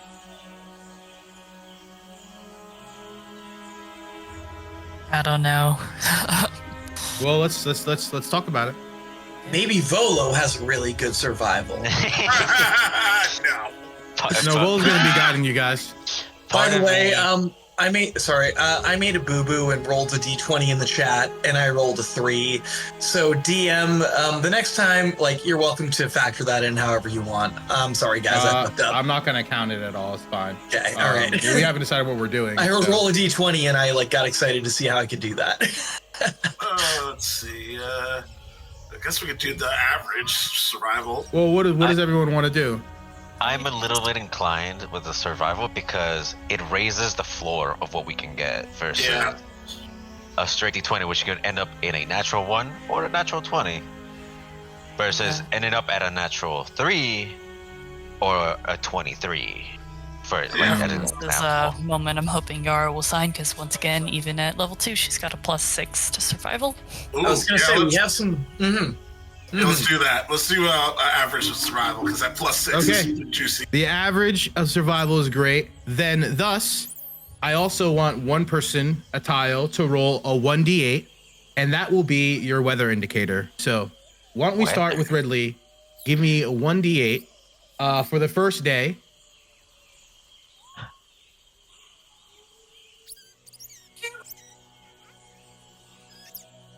Let's not hope it's a 1. It's a 5, okay. And then everyone give me survival checks. By the way, it is blazing hot out today. Clear sky, blazing hot. There is a thick fog over the canopy when you look out into the jungle. But if you look out to the coast, it's like clear as day, beautiful sky, you know? But it's hot. It's maybe like 120 degrees out. So Ridley would be happy about his... Ridley would be happy about his choice to wear shorts, but how are the mosquitoes? The insects are not too many at the coast. So, you know, it's not that bad. All right. Hey, it could be worse, guys. Survival, Ridley, please. Bloody hot.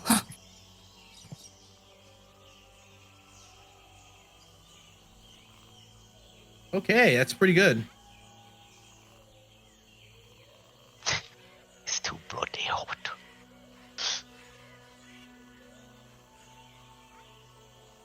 So, the first day, you guys head towards Fort Beluarian. For the most part, it's a pretty pleasant trip. You guys along the coastlines see like a bunch of like giant crabs kind of just like hanging out. They're not really doing anything. They're just like, just giant crabs on the coastline, just doing their thing. Volo is enamored with them. He goes up to him, wants to go up to him and talk to him. And Udra's kind of be like, what are you doing? We got to go to this fucking Fort Beluarian, like keep it moving. And you guys get to the end of day, and you're about, I'd say, quarter day's travel to Fort Beluarian. If you want to push through into the night, feel free. If not, you guys can take a camp and a rest for the night. Quarter day, around 6 hours.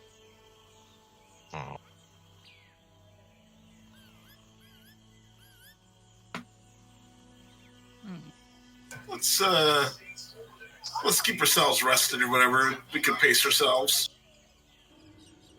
Honestly, sure. If we're gonna be having to talk, I'd rather do it on a clear mind. Okay, we are setting up camp. So I need again a group survival to set camp up. It's not gonna be very hard, but because you guys are on the coastline, but you need to get all your camp supplies in order and all this other stuff. Oh yeah, Yarrow is just carrying the lot of you. She's like, I got it, guys. Tristan, You're finding your element. Yeah, she's not a city girl, but she can do that. Judge was a 4. I didn't see that. Okay, well, yeesh. Okay, Ridley, it's all right, and then yeah, I mean it'll be fine. He's scrappy, guys. No, Ridley did fine. Judge is the one to. Yeah. You guys set up camp. It's a pretty decent camp. Nothing too crazy. You got some supplies that Atongo gave you, so you can have your rations, and you spray the insect spray around because the mosquitoes start to come out at night. And Volo's like basically saying like, hey, we have to keep watch. We're in the middle of out in the open, so we will do watch. Who wants to start watch? How are we breaking it up? Yarrow can take the peak of night, just because Okay. I imagine she's probably got the best night vision. Yeah, So I guess shift 3. So Tristan will take the first shift because he's not that useful at night, I guess. Okay, shift 1, Tristan. Thwomp is gonna take the last shift. Shift 4, Thwomp. So Ridley, shift 2. I'll take it. Okay. I'm equally terrible at all of them.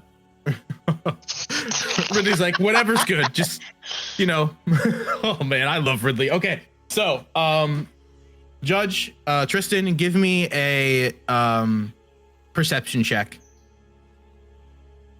The night in the beginning is boring. You have time to yourself and to your thoughts. Everyone's asleep. But nothing really happens. You wake up Ridley. 2 hours pass, you wake up Ridley. And also Udra gets up as well. She wants to talk to you, Tristan, before you head to bed. But Ridley, you get wakened and be like, hey, it's your turn to do watch. Just make sure nothing happens for the next 2 hours. And they walk off. Ridley, whenever you're ready, give me a perception. 14. Yeah, Ridley, for you, it's maybe like 10 o'clock, 11 o'clock, going on 12. Night's pretty boring. Hey, by the way, the bugs here, crazy big. You saw a mosquito the size of your head. And it, your head's not too big, but that's a pretty big mosquito. But for the most part, I left you alone because all the mosquito spray. Yeah. But nothing too crazy. As you go and you wake up Yarrow. Hey. Perception. Yep, perception. Yarrow, the night at the peak of night, you start to hear rumblings in the bushes as the prey, the night prey, like those who hunt during the night, are aware of your presence. They are stalking you, and because you are able to see into the darkness, they are not necessarily attacking you, but you see that something is definitely out ahead. Mm-hmm. But they are just looking at you. What do you do? She is just gonna kind of stand her ground. She's not gonna act on it unless they act back. But for now, it's very much I know you're watching me, and I am watching you. Kind of a mutual, if you continue not to fuck with me, I won't fuck with you. Okay. It stalks the whole night. You guys have a 2-hour eye lock battle as you go and wake up Thwomp. Yeah, she's gonna give Thwomp a heads up. There are predators. They are aware of our presence, and they are watching. Do not lose vigilance. Thwomp will be extra careful with these predators. As he takes out his quarterstaff and almost crosses his legs, sitting down, just staring into the night, with the quarterstaff by his side. Okay, Thwomp, perception. Oh God, Thwomp. You are aware that not only is there one predator, there are 7 predators, and they are all waiting for something. But unfortunately, your aura, your presence, whatever, they do not act through the night. And as the sun starts to rise, they leave. And the sun comes up, and a lot of you are ready to make your journey into Fort Beluarian. However, Thwomp, I need you to give me a 1d8 roll. 1d8. Almost forgot the top left. 1d8. 6. Today is very, very hot. It is muggy. It's very humid today. It's probably 130 degrees Fahrenheit. And so those who are air ventilated, you're probably at 100. Those who are not, you are probably being cooked. It's starting to get to the point where if you're out all day without supplies of water, you're gonna get a heat exhaustion. But you guys aren't gonna be out for the full day, so you are able to navigate to reach Fort Beluarian.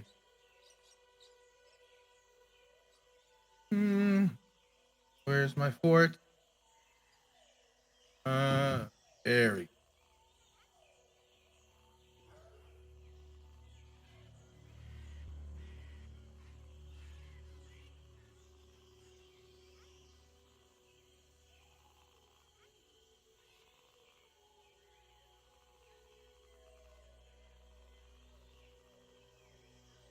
So,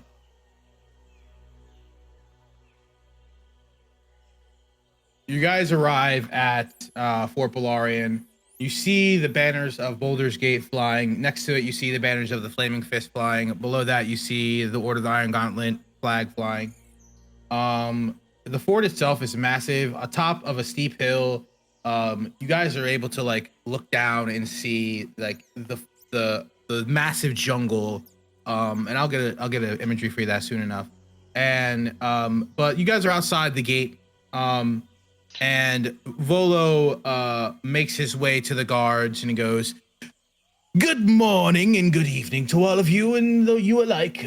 My name is Volo. I am a newly sanctioned adventurer's guide," as he flashes his credentials.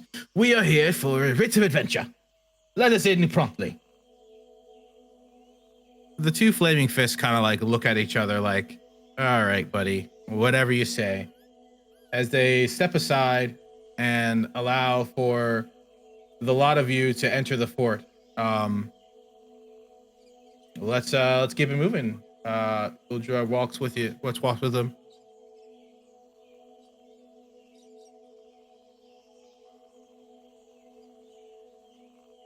It's like Sir Tristan says to Uldra, Volo reminds me of a new artificers to the Order of the Cog. They always are funny. They cause a lot of explosions and weird stuff.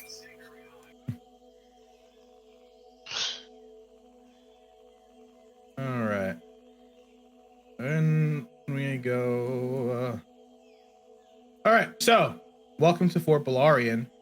The vibes are fucking awful. You see a pretty jacked dude.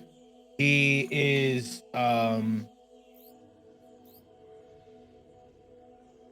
he has like a I don't know, like a no sleeve tunic on.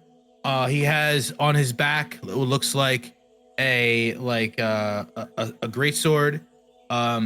Stands at like 6 foot, pretty strong built looking guy, and he's like talking to the person next to him who looks completely uninterested in what he has to say, but he's basically being like, right, and so and we get back down into the jungle, and then my whole party, we go in there and I fuck everything up, but then they all drown. And the guy's just like, get out of here, man, like leave me alone. He's like, that's just a joke. They actually didn't drown. I was just whatever, man. And he like walks off. But you see this person go, all right, welcome to Fort Beluarian. I am assuming you guys are here for a rich adventure since you brought this chucklefuck with you. As he points over to Volo, Volo goes, what? What? I'm no fuck of chuckle. I'm an adventurer's guild guide. Now. Yeah. Who are you guys? Introduce yourselves. It's like Sir Tristan goes, we're the Grim Guard, and like you said, we're here for a bit of adventure. I'm Sir Tristan, Copper Lad. Hey guys, introduce yourself, but be friendly, all right? Thwomp steps forward and goes, my name is, and just does the sound. Boom. Right. Riley or Ridley, who is now in disguise as a very similar looking but more feminine halfling, leans from behind Tristan and says, I'm Riley Silvertoes. I'm nobody. Don't worry about me. All right, Riley. I was just gonna give this man the most dead stare in response. Yado. All right, friendly bunch, I guess. And you, sir?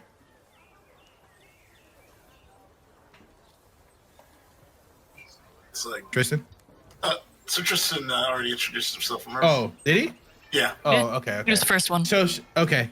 So he goes, right. Grimguard, Tristan, Thwomp, or chose to make the Thwomp sound. Yarrow, Riley. Are you a part of the group? Udra goes, no, I'm actually their employer, but I'm just coming along because we're about to let out. All right. You wait here. As he points to Volo and Udra. A lot of you come with me. Tristan goes, all right. So you're walking through Fort Beluarian, and as you walk through, a bunch of guards are around. They look miserable. There are like people working the fields. There's a bunch of guards on the walls.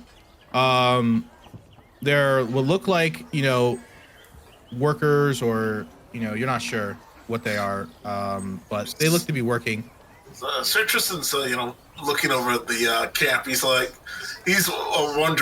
why the guards look so miserable, and he's like, looking to see if they're actually still keeping up with operational codes or whatever, typical Iron Gauntlet things, essentially.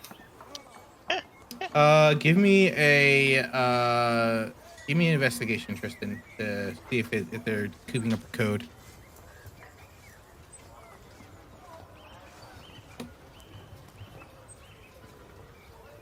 I mean, to be honest, you're not sure. It definitely doesn't seem like anything's wrong with their operations, but morale definitely seems down for sure.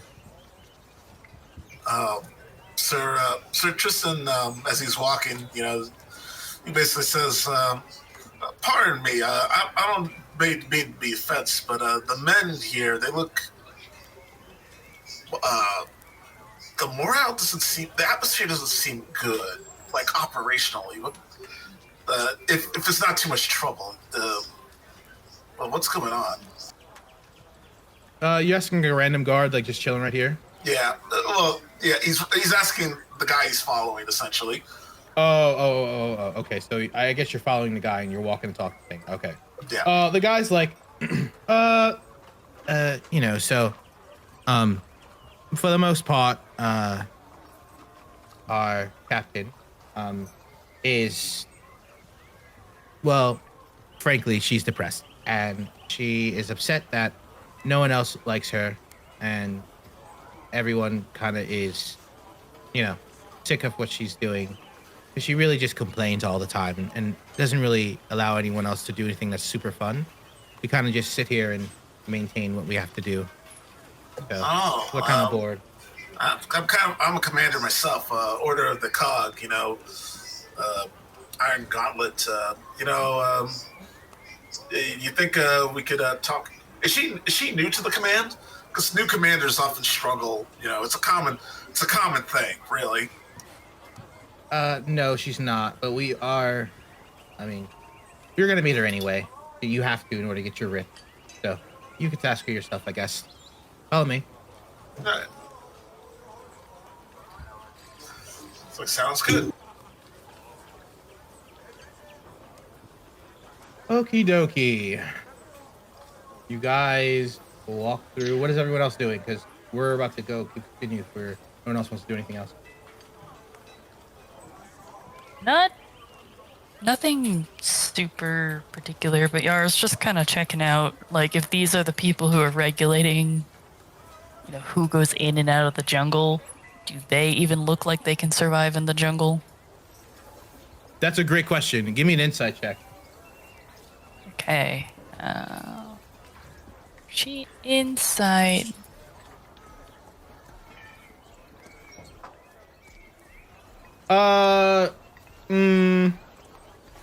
I mean, you're not too familiar with the jungle yourself, so you're like, you really can't get a read. They look like, not well-trained, but they look like trained guards, and you just don't have enough information to make that call. But for the most part, they look like trained. So if they had to go into the jungle, maybe. You're just not too sure. Got it. Anyone else? No, Thwomp is pretty dead set on getting the writ. Yeah, Ridley's just trying to stay incognito around all these people, these guards and official people with big weapons. All right.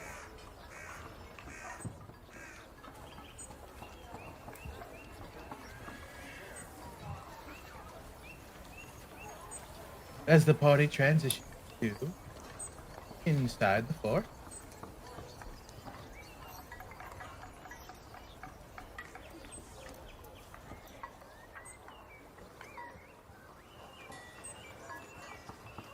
you guys are met with the person who you came in here, like, basically says, like, hey, here's the new party. They're here to speak to Lyra, or Lyra. Lyra, yes. Sorry, guys, I just pronounced it out. And he goes, and the guy goes, right. And so this guy named Raul Zuberi, he goes, hi, everyone. Welcome. What can I call the lot of you? Just goes, the Grim Guard.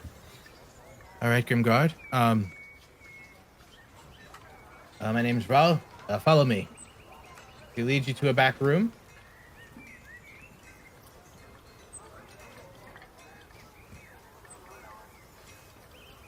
Yeah, you guys are walking by. You guys see dinosaurs in like their pens, like just eating gray, like hay and just grazing.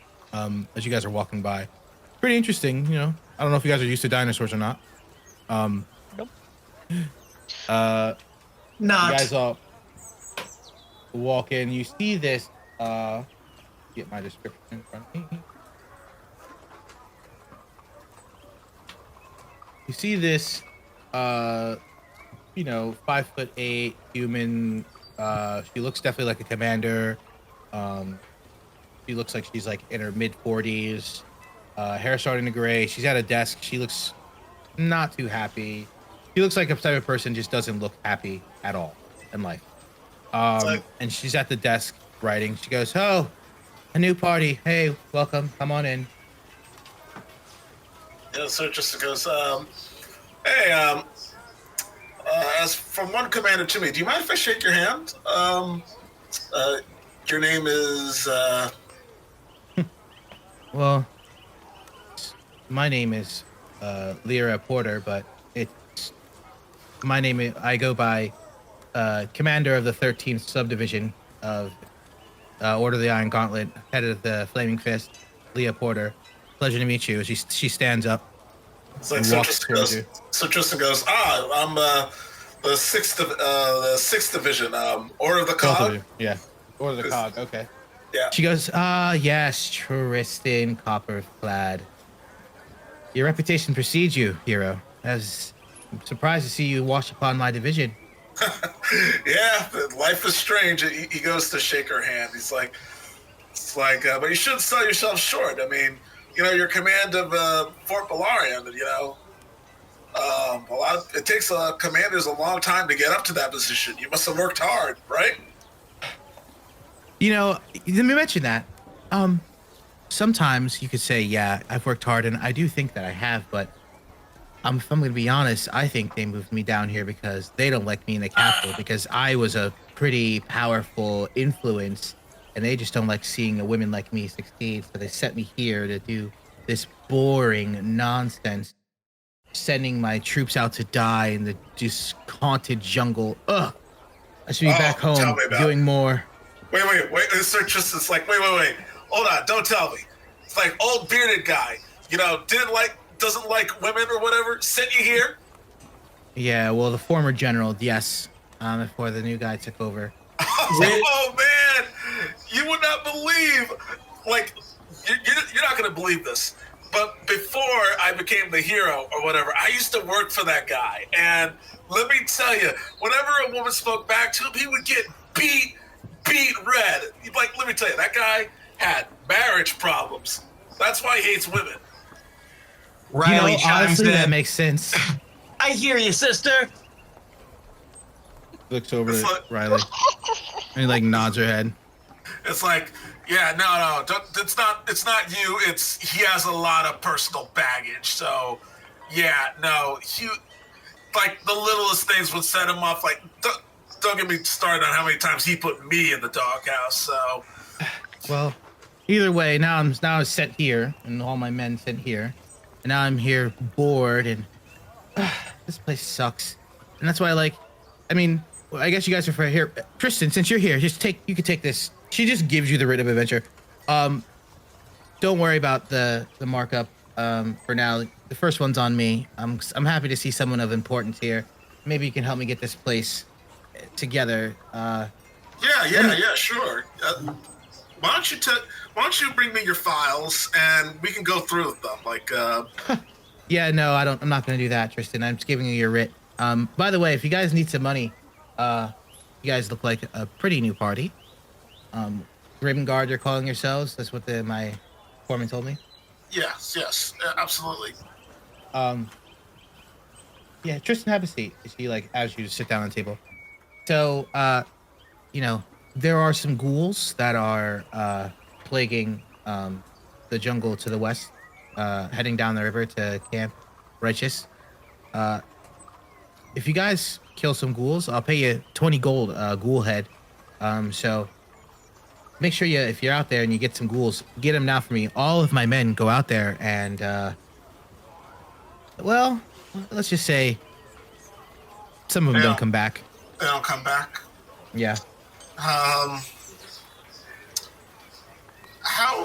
So Tristan is like, racking his brain. He's like thinking.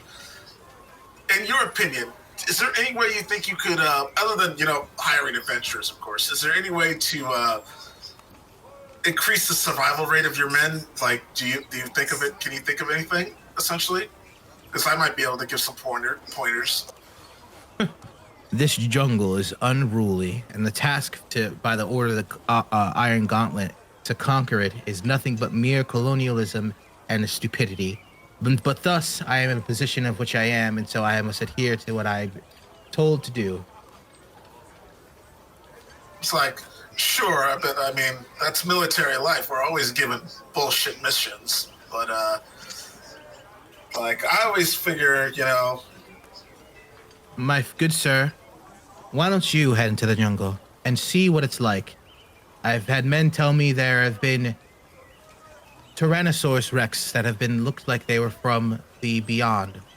I've heard that there have been monsters that fly, these birds the size of small buildings flying around, taking those in the sky out of it. It is an unruly place. There is no defeating it. There's merely doing what we are told to do by the order of the Gauntlet. It's like, Sir Tristan, it's like, I see. When we get back, do you mind if I talk to your men, see if I can help you out? Like, at the very least, I should be able to, at the very least. I mean, you've done me a favor, so, maybe I can help you out, improve morale here at least, at the very least. Yeah, sure. Go ahead and give him a talk. Raul will be able to introduce you to some of the men, get a good understanding. But enjoy your time in the jungle. Try not to die, Tristan. Adventurers come here, and I love adventurers because they're able to go and bring back riches. So, but, try not to die. You're a pretty important person. Right, yeah, absolutely. Like, and, all right, well, pleasure meeting you. I am busy, so I ask you to please leave my room, my office. All right, yeah, okay, yeah, I'll leave. Sir Tristan looks at, her, and he kind of feels, a bit of sadness because he feels she's basically given up. Like, there's a lot of resignation in her voice, and he's like thinking that even with her circumstances, he thinks that there's something still that she could do, essentially. Well, that's unfortunate, Tristan. Maybe you're gonna have to think on that as time progresses. What is everyone else doing? You guys who just heard this conversation. Yara's more making notes of some of the monsters that the lady has described, and she's kind of trying to formulate in her head how that they're gonna need to deal with these, but she's not gonna say anything. She's just kind of in thought. Thwomp is also writing down. He's like, okay, ghouls, Tyrannosaurus Rex, question mark. And it's like just getting a list down to ask Voldo. He's like, okay, what can I ask him? Riley? I'm thinking, but I don't have a lot to add right now. Okay. Just that's completely valid as well. Yeah. All right. A lot of you, so, you've been to Fort Beluarian. There is more you could do here, but, just for your aware, there are shops here that have things that you could look at. There are people here you could talk to, but if you would also like to, you could, move on. You can always come back here, right? Every time, you want to come here, you're more than welcome to come. So, but it's up to you guys. If you guys want to stay, if you guys want to leave, It's like, you're basically, you'd be heading back to Port Naranzaru, and then you'd be heading, you'd be making your way to Camp Righteous. it's like Sir Tristan wants to ask around or whatever. He wants to see the, Sir Tristan, pops back into the room and is like, "Oh yeah, by the way, if it's not too much trouble, what's your person in charge of training, essentially?" Oh, Sago. He's a tall dude. He has a great sword on his back. He's kind of obnoxious. He's also a guide, but he also trains the guys here. He's really good. He's an excellent fighter. Like, he's probably a bar above everyone else here. So use him if you'd like. He'd happily come with you if you wanted to bring him, but he's a little bit of a loose cannon sometimes. Knows the jungle like the back of his hand, though. It's like Sir Tristan goes, thank you. I'll talk to him. Yeah. All right. So, Tristan, you got about 10 minutes, brother, before we hit this break, and it would be a great time to break. And so let's go through what we need to go through of the people you want to ask. What is your goal from this? Are you trying to gain information, or are you trying to literally try to improve morale, or what are you trying to do here? He's trying to improve morale, and he thinks solo is the way to. What's his name again? Sago. He thinks Sago is the key here.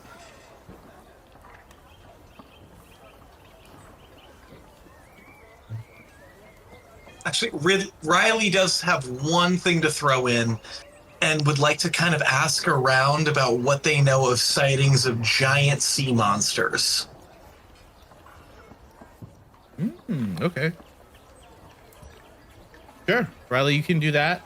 Tristan, you're going to go talk to Sago. And Thwomp and Yara, y'all are just, chilling with Tristan or Riley, or what are we doing? Yara will probably tag along to follow Tristan, because she's going to assume as if this person is in charge of training and is also a guide. He might be a little bit more of a upfront source for what's out there and what they need to prepare for. Dom's gotta go with Ridley to like ask more about like what they might encounter. Like, yes, the sea creatures is one of them, but also anything that maybe some of the people that have come back from the jungle. Like, what are some things that you'd recommend to like look out for to not die? Sure. Okay. The Thwomp and Yara are doing the same thing, just different split. Different groups. Yes. Yeah. Okay. So, Tristan, you are pointed in the direction of Sago. Riley, you are pointed around asking about the sea creatures. Why don't we do Riley first? Go ahead and give it to me what you want in character, and we can make this bad boy happen. Okay, just in character, still playing up. Just Riley's saying, I'm trying to think who they would look for. Just kind of. I mean, you're asking around, right? Yeah, just ask around and say. And the idea is, I just got off the boat and I heard tell some ships were attacked by dragons and dragon turtles, even some large things. Have you heard of such things? Mm-hmm, like, are they common around here? Do they have names if they are? This one person, they seemed like they were tending to a horse, turns around and goes, "What? Oh yeah, that dragon turtle, that's actually Armeg. He's sometimes he attacks boats that don't give him a tribute, but he's for the most of all pretty cool. Doesn't really bother anybody. Like, last time I see him bother a ship, it was because they refused to pay his tithe, and he kind of destroyed them, but for the most part, he's fine." Oh, those stingy bastards. They probably deserved it, huh? So, yeah, right. Does he normally know people by name or, I don't know, call out travelers? No, I've never heard him do any of that. Most of the time, he just, he comes up and then people just throw over sacks of gold or valuables, and he, puts it in his mouth and goes back down, and it's pretty much like that. Honestly, I've never even heard him talk before. And he just likes gold. That's his thing, huh? Pretty much, yeah. Good to know.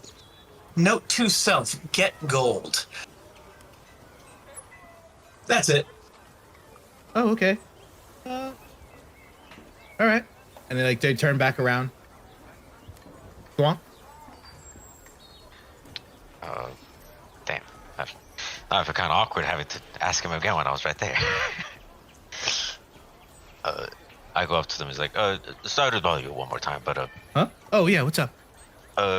we went to the commander and she told us that you guys sometimes send out like little troops to kill off some ghouls out in the jungle. Were you one of them, or can I talk to one of them? I'm curious to know. I mean, usually Sago's the one that talks with the adventurers. I usually just handle the horses here for the, you know, it's really funny. So they brought all these horses to Chult, but like horses can't go through deep jungle. So we just have all these horses here. And so I have to take care of them. It's pretty funny. They can't use them. What about the coastline? Yeah, it's too rocky and for the horses. I mean, they can go up this coastline down to Boulder Ski, to Port Antaru, but anything outside of that, they're pretty much useless.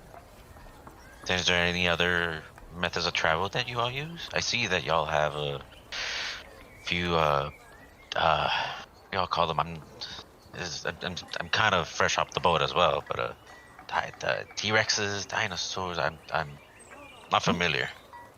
Well, no one rides a T-Rex because that would be a death wish.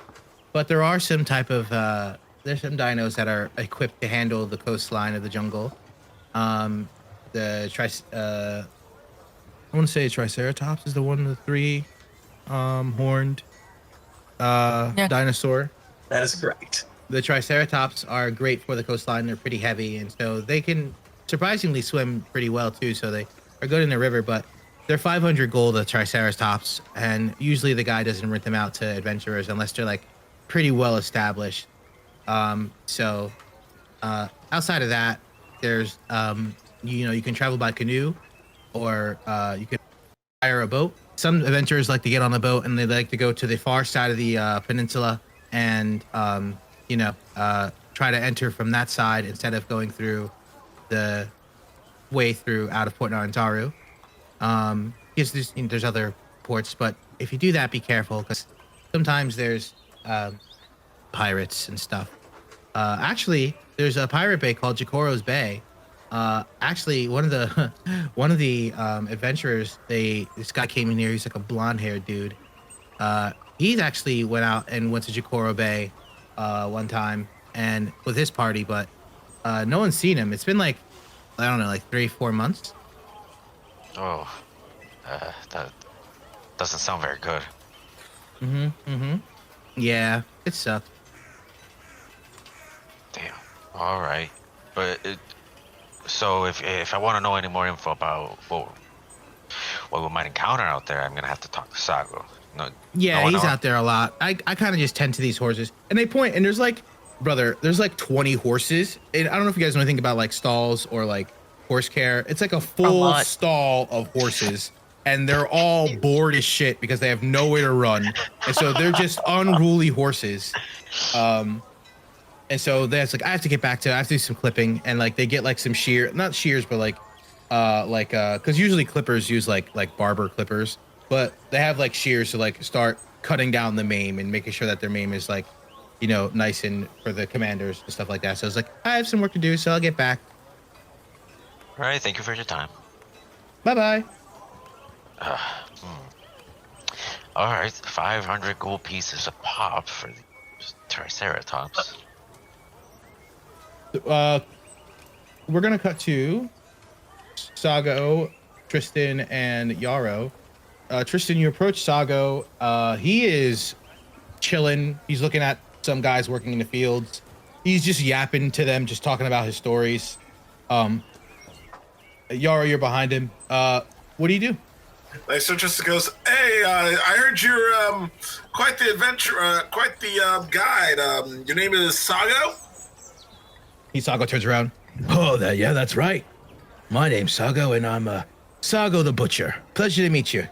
So Tristan goes, puts a hand out. Tristan Copperfield. Tristan gives him a great shake, firm handshake. Era just kind of stands there off the side, brooding, as she does. Her little tail flipping. This guy is strong as shit. He's strong. Yeah. So just goes, You remind me of my days back in my prime. I'm just an old man. I'm an old man, family man now. But I hear you're in charge of the training here. Yeah, but these guys are all soft, so no one wants to actually train. They rather just do peasant work and farm and take care of the horses and beat up on people in the city. It's kind of bullshit, if you ask me. Like, so Tristan goes. I keep him out of the city for that very reason. So Tristan goes, yeah, I wanted to talk to you about that. Your commander, it seems, resigned to the fact that anytime she sends somebody out into the forest or the jungle, that they're doomed to die, essentially. And I'm guessing you would agree with that sentiment. Well, her troops, yes, because they're Chultan. They're not Chultan. They don't understand Chult. They don't understand the jungle. All they know is tactics in battle, the mainland way of doing things, and the mainland way of doing things doesn't work here. So they are reserved to die because they are both weak and flimsy and give up relatively easily. And thus I have to train them, but they don't take well to my style. So Trista goes, I knew it. I'm actually part of a revolutionary unit myself. Maybe you've heard of us, the Order of the Cog. We have a very unique style from the mainland. And I'm wondering if I could apply my training techniques with your expertise. Maybe we could whip your men up into shape and improve morale around here. Maybe the death rate would go down.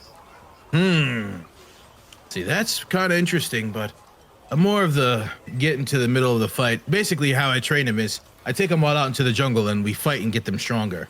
But they don't really get it. It's like, what kind of tactics are they using?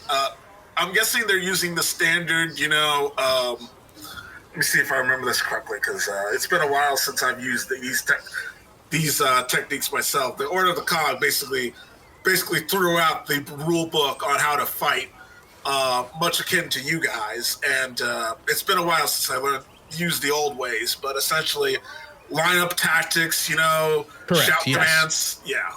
Right. Of So course. they'll line up and they'll march through the jungle in a single file line, and they all, they look out for each other. They try to do like tactics where they're, put them in formations. It doesn't work. There's not a lot of open land. There's not a lot of places where they can do that. They have to literally trek through the jungle and be ready at any moment's notice. Right, and that also requires... They're too soft for that. Also, the Order of the Cog trains in independent thought as well. We're unique in the fact that our soldiers do not rely on our commanders for their orders. They think on their own, they're flexible, and they can adapt to any situation, essentially, which gets them a lot of results. In addition, they combined road work with fighting techniques so that they are able to switch from doing one thing to another rather easily, and they're interchangeable units. I'm wondering... You guys do road work and fight? Yes. Never heard of that, something like that before. I mean, I'm not from the mainland. I'm from Chult, so I just know what I know here. Oh, don't worry. It's revolutionary even back there. In fact, people made fun of me for suggesting such a thing, but then I started pulling in some impressive numbers, and then they all shut up. Interesting. Well, maybe we can think about it, Tristan. But you guys are adventurers, right? To be honest, we kind of just let adventurers do it for us, and then I like taking adventurers out. But the problem with adventurers is that, they just can't handle the fucking heat sometimes, and then they die, and it's not very fun. Yes, absolutely. But I'm wondering if we could solve your problem. Maybe morale will improve here. Nice. Because maybe because I know my methods. They're a little bit soft. They have a lot more softer touch, and then we can toughen them up so that then they're tough enough so that they can take your training without whipping out, essentially. Never heard of that type of approach before, but it's something to talk about. Well, let us discuss it later. For now, are you going out to the jungle? Do you have a guide? Can I come with you? You know, I'm thinking we should. I'm gonna be real with you. We have a complete newbie. His name is Volo. He just got his rid of what's it called? He's an Crested Adventurer's Guide. Yeah, he's an Adventurer's Guide. Yeah. Yeah. He just got his license. I'm gonna be real with you. I've always been the guy, that lets newbies spread their wings. But let me be real with you. He's going to crash and burn, and that's fine. But he needs a person, I feel strongly, to basically, when he crashes and burns, to pull him from the fire, essentially. But, well, if you have an adventure guide already, then I'm not going, because I'm not sure what he's charging you, but for me, it's 6 gold a day. So keep that in mind.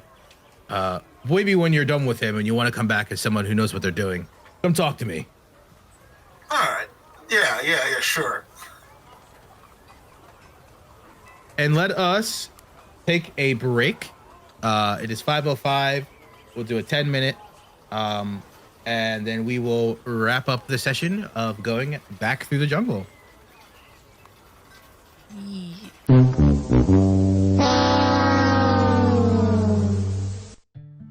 What's up, guys? It's your DM here, and I forgot to record the session. I forgot to record the video and the audio, so I have the backup audio. But the issue is that I don't have any of the photos or any of the footage. So what I'm gonna do is I'm gonna replace the footage with cool ass images of what I thought of what have happened in my brain while this is all happening. I hope you guys enjoy the show. Peace. All right. Sorry about that. I meant to say that and I should have, but to get back on track,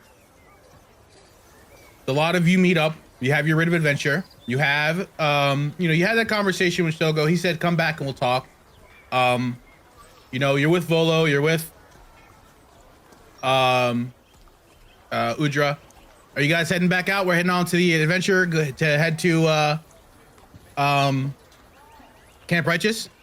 Sir Tristan's like, let's look at some of the shops here before we leave. Okay, what shops do you want to? So the shops that they have. And does anyone else want to do anything before we leave? I'm gonna go with Tristan to check the chops. That's it. Okay, so you guys have a grizzled armorer, and the person that showed you in is actually the owner of that shop. You guys have the Emerald Enclave. There's like they have I guess I don't want to say a post. Yeah, a post there. You have the Castellan. The Castellan is a basically like an administrative building for the order of for the Flaming Fist. And then you have the dinosaur trainer, who is also Raul Zuberi, the guy who showed you into the door. So you only really have 2 shops: the Grizzled Armor and the Emerald Enclave post. And the Grizzled Armor sells weapons, gear, and the Emerald Enclave sell potions, apothecary needs, basically. Like Sir Tristan goes, it couldn't hurt to check out their armory. Let's take a look. Yeah, I'll go with. Yara sees that there's an Emerald Enclave thing, so she figures she should probably go show her face in there and maybe pick up some potions. Riley, hanging out, going with Yarrow, going with Tristan? I'll just follow along with Tristan, but I put in the chat that I'm just looking to refill refill basic supplies, water skins, food, all that stuff. Okay. And the Emerald Enclave will have that, so you probably follow Yarrow. And so Tristan, when you walk into the armor shop, you see pretty good medium armor. Probably a little overpriced, and be like 25% more than you normally pay.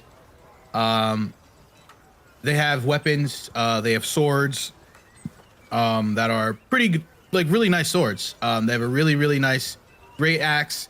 They have a really, really nice maul. And then they have very average weapons and stuff like that. What's the maul like? Mall is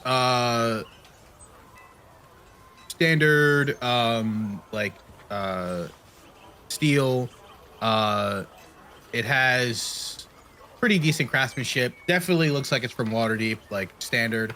But it's pretty nice. Like, you know, it's a decent mall. Like you could use it for sure if you wanted to. You're not sure if it's better than your chime hammer, but you know, it's pretty good. But it costs 175 gold. Yeah, no, I think the searches is like this place is not. What's the armor like? You got medium. What type of medium armor still they got? So, you know, chainmail,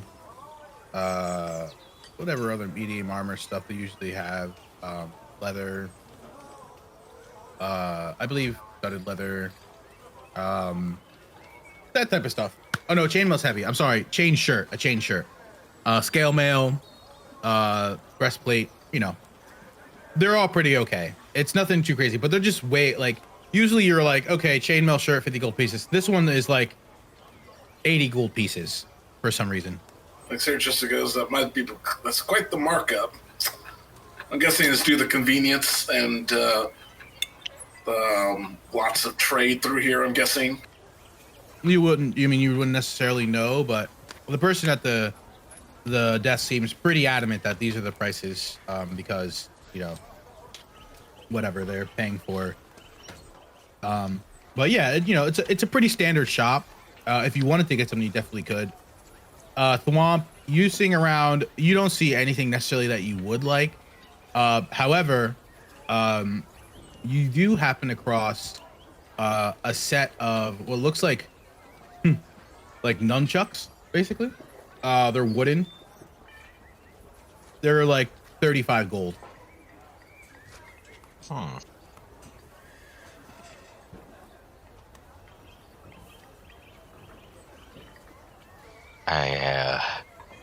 I go to the shopkeeper or whatnot, or the armorsmith, and I go, can I test this out real quick? Just a second.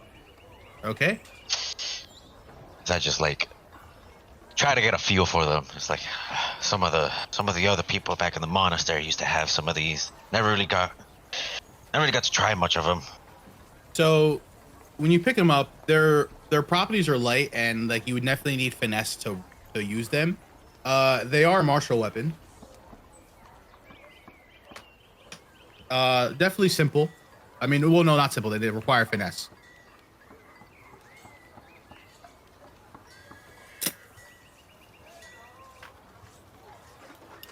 I look at the nunchucks, and then I look at back my stuff, and I go,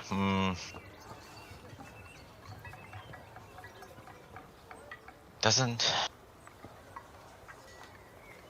I think I like my staff a little better. Appreciate the thought, though, and I put them back where they were. Okay.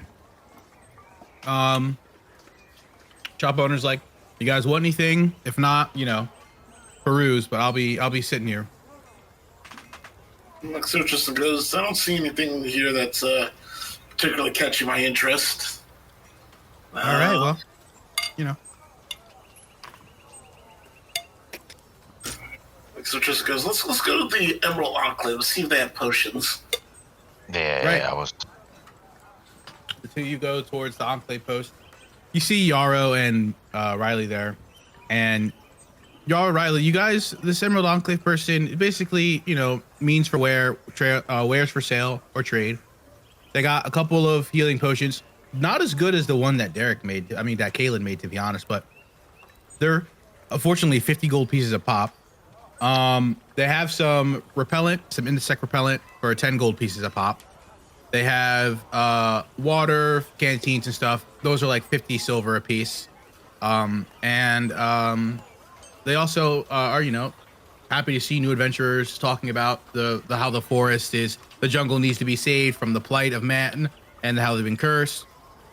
Along those lines. Insect repellent, yes, definitely. Only other thing, Yara, is there anything you can think of that would make us, you know, not smell like we stand out in the jungle? I don't know that much about these things. I just know, you know, some of us smell worse than others. He kind of looks at Ridley in disguise. Kind of like, what are you? The only way to smell like the jungle is to be in the jungle. There's no way around that. Well, are you sure there's no way around that? Because I'm looking for other ways around that. But I'll follow your lead. I'll take the insect repellent. Yeah, insect repellents, like I said, it's like 10 gold pieces. Severely overpriced. Holy crap, Usually, 10? yeah. You know what? I'll fucking... Yeah. Jeez, I'm Potions already... are like 52, so... The mosquitoes are only asking for my blood, not my arm and a leg. Yet.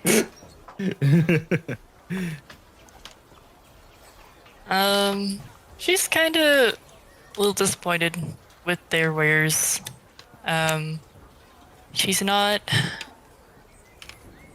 She just kind of goes in, says hi. The woman just kind of showing that, like, yes, I am a ranger and I am here. Like, more of a, do you need anything from me? Do you need to tell me anything?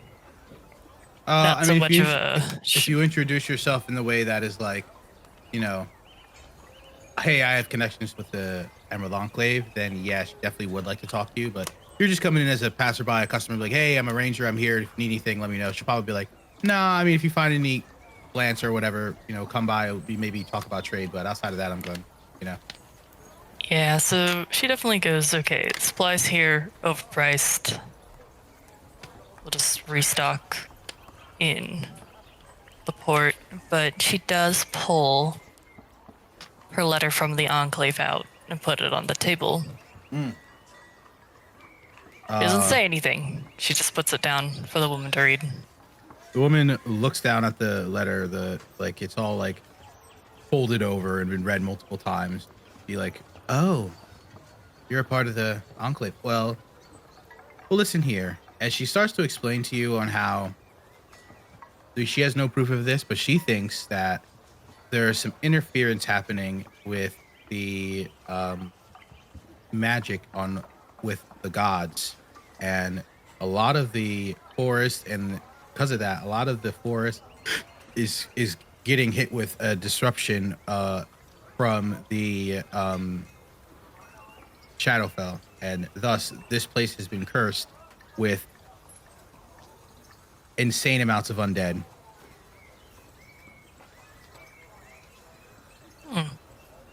But that's all she really knows. I mean, just from what she's seen being here and how she's been taking track of like the flora and fauna and her experience. She doesn't really go too deep into the jungle, but from her experience, that's what she believes is happening. Some type of magical interference from the gods is creating a disturbance in the balance and causing the Shadowfell to, you know, take its influence here more so than the normal, and there's a lot of undead because of it. Yara once again continues to kind of mostly take notes from the women, not really responding much, but just kind of nodding along. Kind of once again understanding why, more so that the Enclave chose to send her. I thank you for this information. Shadowfell, undead.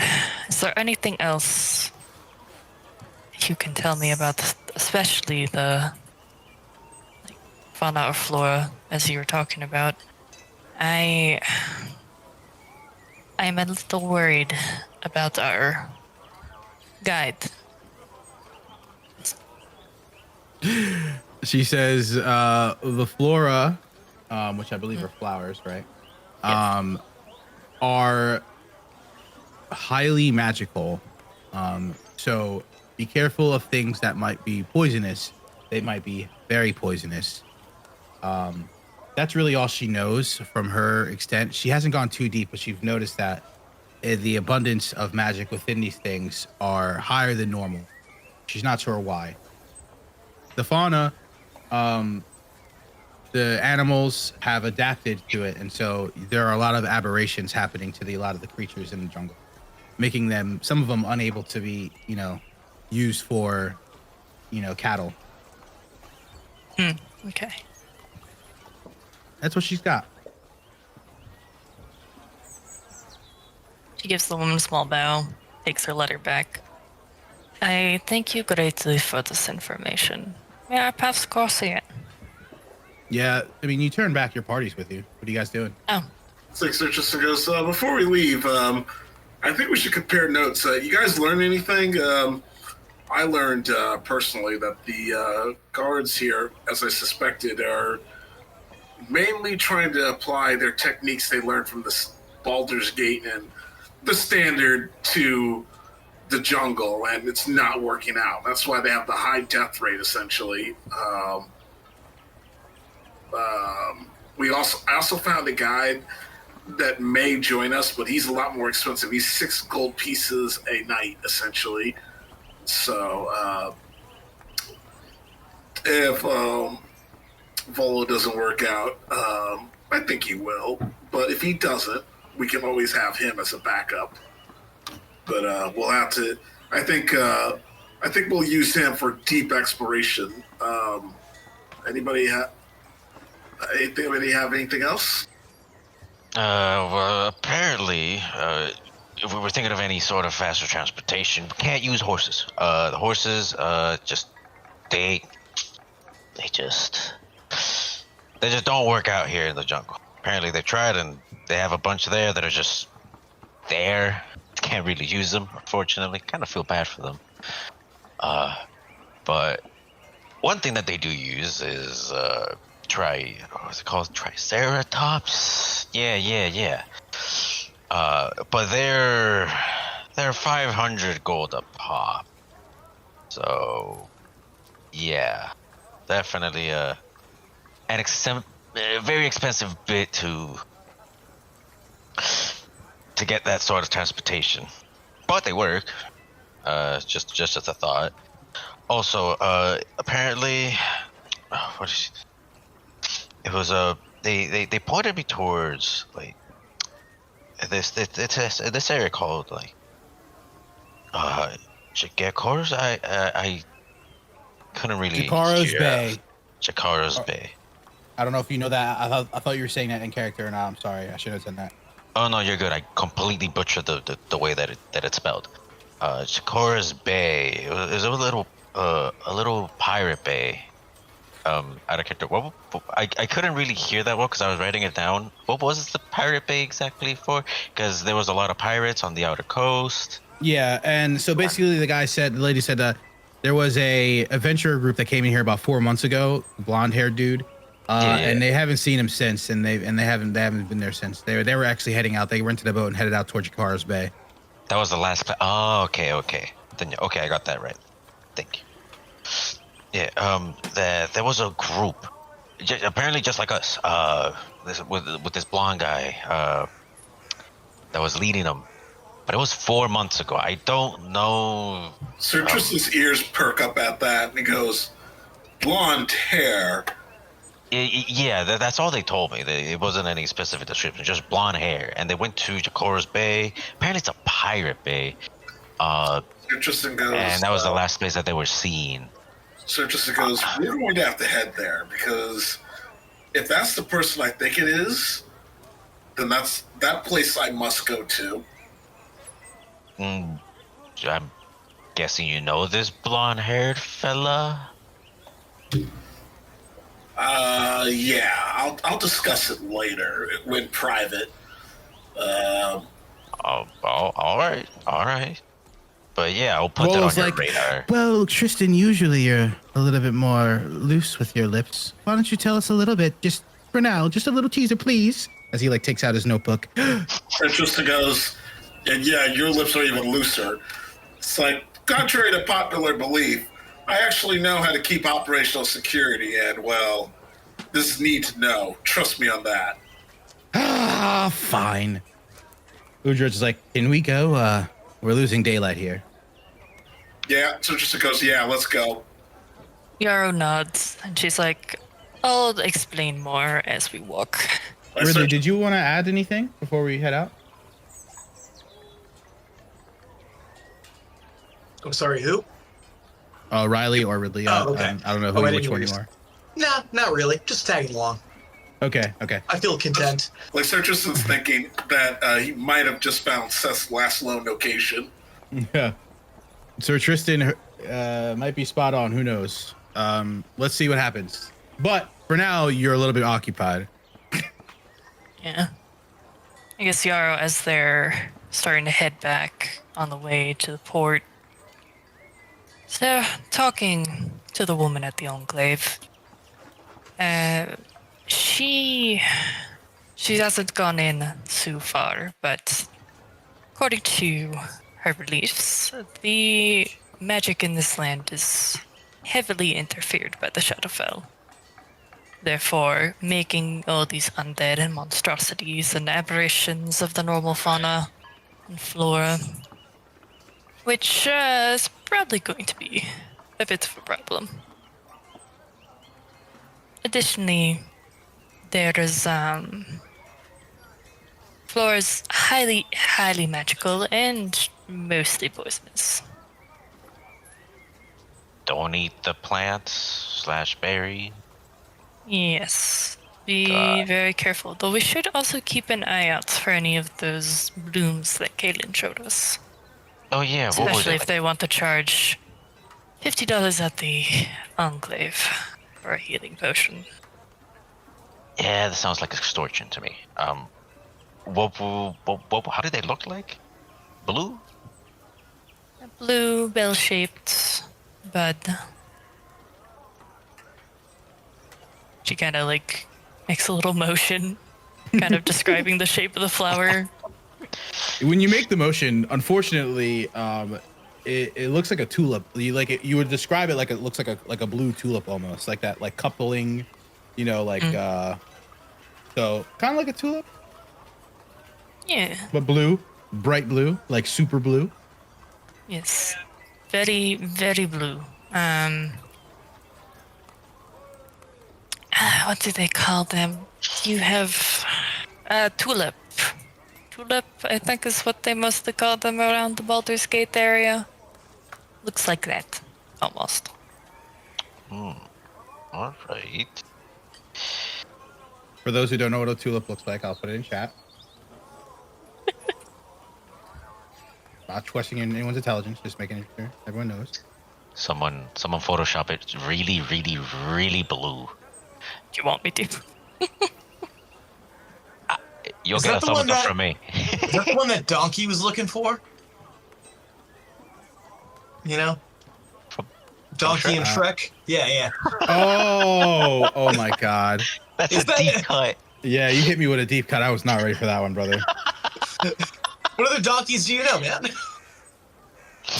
That's why I got hit with the side cut. I was like, huh? What? All right.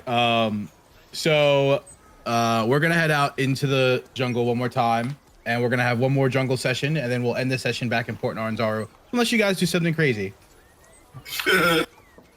Because I'm on track to end this at 6.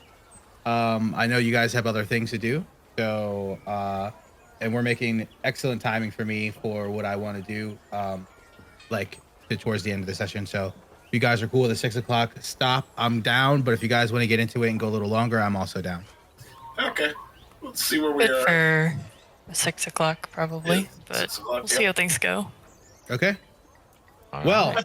Yeah. I think we I'm are good. back in the jungle, and thus, Swamp, give me a 1d8.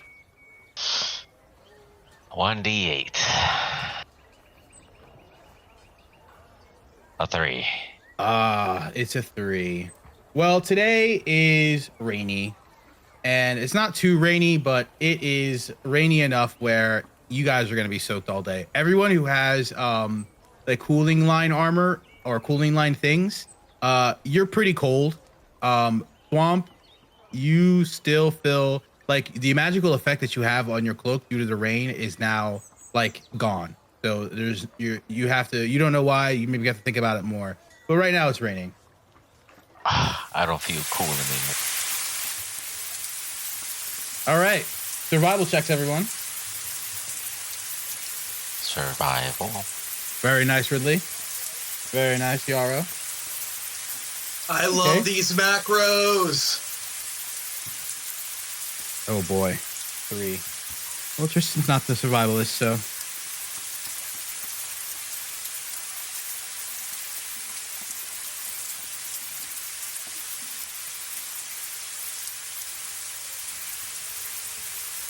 You guys make your way back along the coastline. Volo guiding you. It's pretty wet. Honestly, you're not able to go 4 squares because the rain is so like it just sucks ass walking through the rain for hours at a time. So you're only able to go 2 tiles for the day. You guys are heading into like it feels like the path you took is like hard to take back due to the like cliffside being like wet and slippery. So you're actually taking a trail back more into the jungle. So you're not just getting blasted by rain all day. But you're 2 tiles in. And so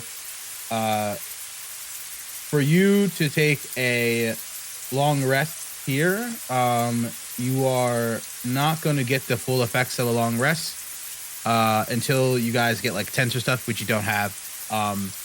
So I will say, would you like to take a long rest, quote unquote, keep watch, or would you like to continue to push through?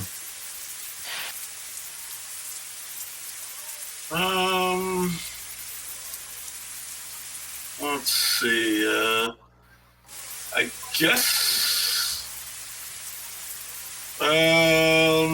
push through. What does everyone else think? The rain won't be here forever. I feel like pushing through might not be that bad. Okay. I'm expecting to be miserable no matter what. So I take that as a push through vote. Sure, yeah. Or the river. Yarrow debates a bit, kind of going back and forth. You are willing to push through. We might as well gain more distance. Maybe the rain will stop. I don't know the environment well enough to make that goal, though. Okay. Yarrow, give me a D8. Hey.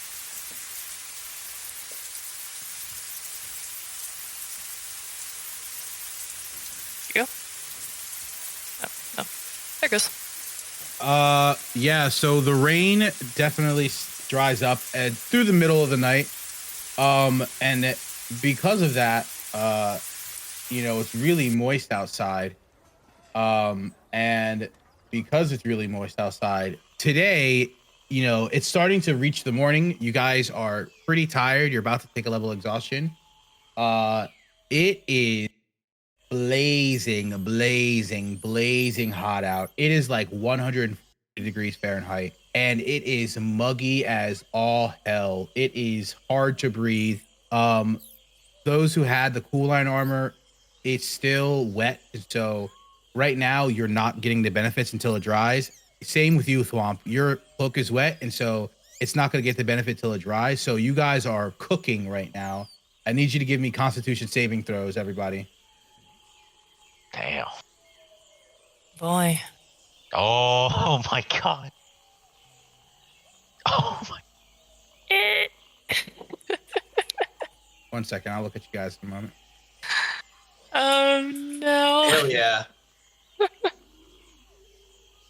Winter Girl is not happy.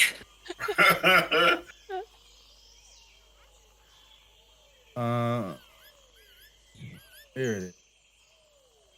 There you are, my wonderful friend.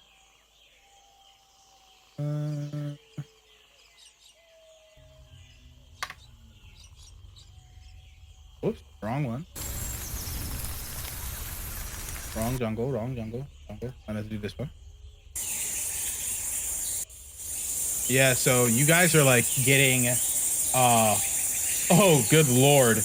Yeah, Tristan, Ridley, you're hot. You're drying off. You're miserable, but you're fine. Thwomp, same thing. Yarrow, you are exhaustion. You take a level of exhaustion. Not only that, you're suffering the effects of like being poisoned, basically, from the sun. All right, so you guys made your 2 squares. You are now in the jungle. So let us do another survival check. In which hex are we in right now? What am I asking? You don't know. Oh, Yeah. all right. Yep. It's like that. Which means you could get lost. Yee Louise. What's going on, guys? Why is everyone hitting nat 20s? So also for exhaustion, Disadvantage, correct. just roll with disadvantage. Perfect. Right. Jeez, guys. Oh do you my believe God. it? Yeah, I mean, you guys are walking through the jungle, but fuck it. Slicing through the jungle. It's pretty cool, actually. There's a lot of Girl's insects. agitated as hell, and she looks groggy, but she's still forging her back. Yeah, and you guys are able to do through the jungle 1 square pace, but because you're out of the jungle now, you're back on the coastline. It's pretty nice. So the path you took here is opening back up. So I mean, it's nighttime. It's sunny out. You guys could take a full rest if you wanted to. That's what Tristan goes. Yeah, let's take a full rest. Yarrow fucking sweating buckets, like dying. I agree. Yeah, let's get you a little well rested. You look very, very, very tired. Willow's like, it's so many bugs out here. It's so fascinating. Does he look tired or just? Willow looks completely fine. He looks peachy keen, super good. Udra's looking miserable. Willow's looking chipper. He's chilling. How was the water looking? Out of Which water? curiosity, the coastline. Like, are you, water of the coastline is for the most part seawater. So it has like this like nice bright blue because it's really tropical. The sand beaches now on this day, you guys don't see crabs. However, you do see a whole lot of seals. And they're fucking pretty big ass seals. And they're just hanging out, you know, chilling. Because I'm thinking Yarrow might try to go at least wade in the water and cool off. Go for a swim. We love us. We love a side beach episode. Let's. Yarrow's suggesting, hey guys, I want to go to the beach. What do you guys say? So Tristan goes, are you sure that's wise? Are you sure you're in the right mind? We don't know what's over there. She goes, all I know right now is that I am very hot. I won't even go all the way in. I just want to put water on the back of my neck. Guys, Yarrow, by the way, torched, completely sunburned, done, donezo. Like, so Tristan goes, I don't know if that's a good idea. If you go near the water, you might even take more heat. The water reflects a lot of sunlight.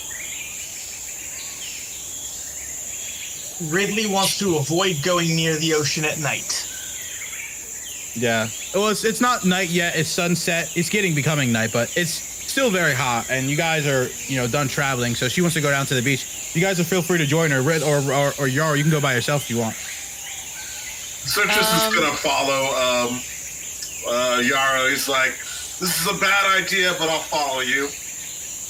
Zombie's like, I'll dip my feet in at most.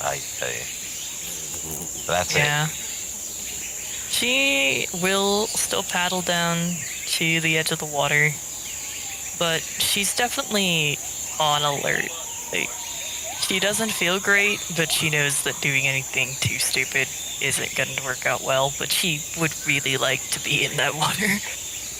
The water is calling to you. It's like beautiful ocean. Like, it's super tropical. Like, I mean, like, we're in the Philippines, right? It's really fucking nice.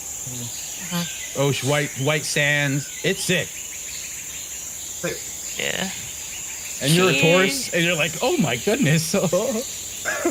My Sir Tristan's keeping back. He has his he's folding his arms. He's looking.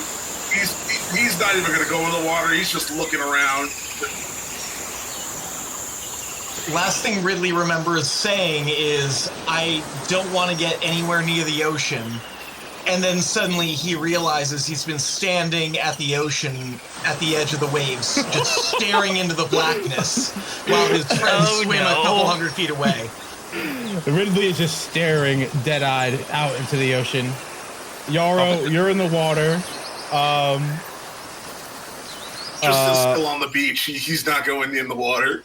Tristan's on the beach, and She's like, only goes like maybe thigh deep. Like, guys, she's it's not trying to go beautiful. for a full swim. She's just trying to cool off. Yeah, let me give you a little picture of what I'm envisioning right here. You can look at it in chat. She's also trying not to bother any of the seals. Yeah, the seals are Just let hanging them out. let them do seal things. You know? Yeah, let's check out. But this is what it looks like to you, Yarrow. It's in notes. Beautiful. Yeah, Wow. absolutely beautiful. What? Is this Oh taking a my fucking Puerto Rico? Because I think I remember this fucking specific vision. It's not Who Puerto knows? Rico. And that's where we'll end for tonight. Yay! All right. Oh my god. 6 p.m. on the dot. Look at that. That's I didn't record any of that last part, but that's okay. Oh, Well, damn. I recorded the audio, but I didn't record any video. But that's okay. To be honest, the audio will be there, and I'll just put in, theater of the mind shit. I mean, to be fair, we were hex crawling the entire time, so it's nothing has really changed.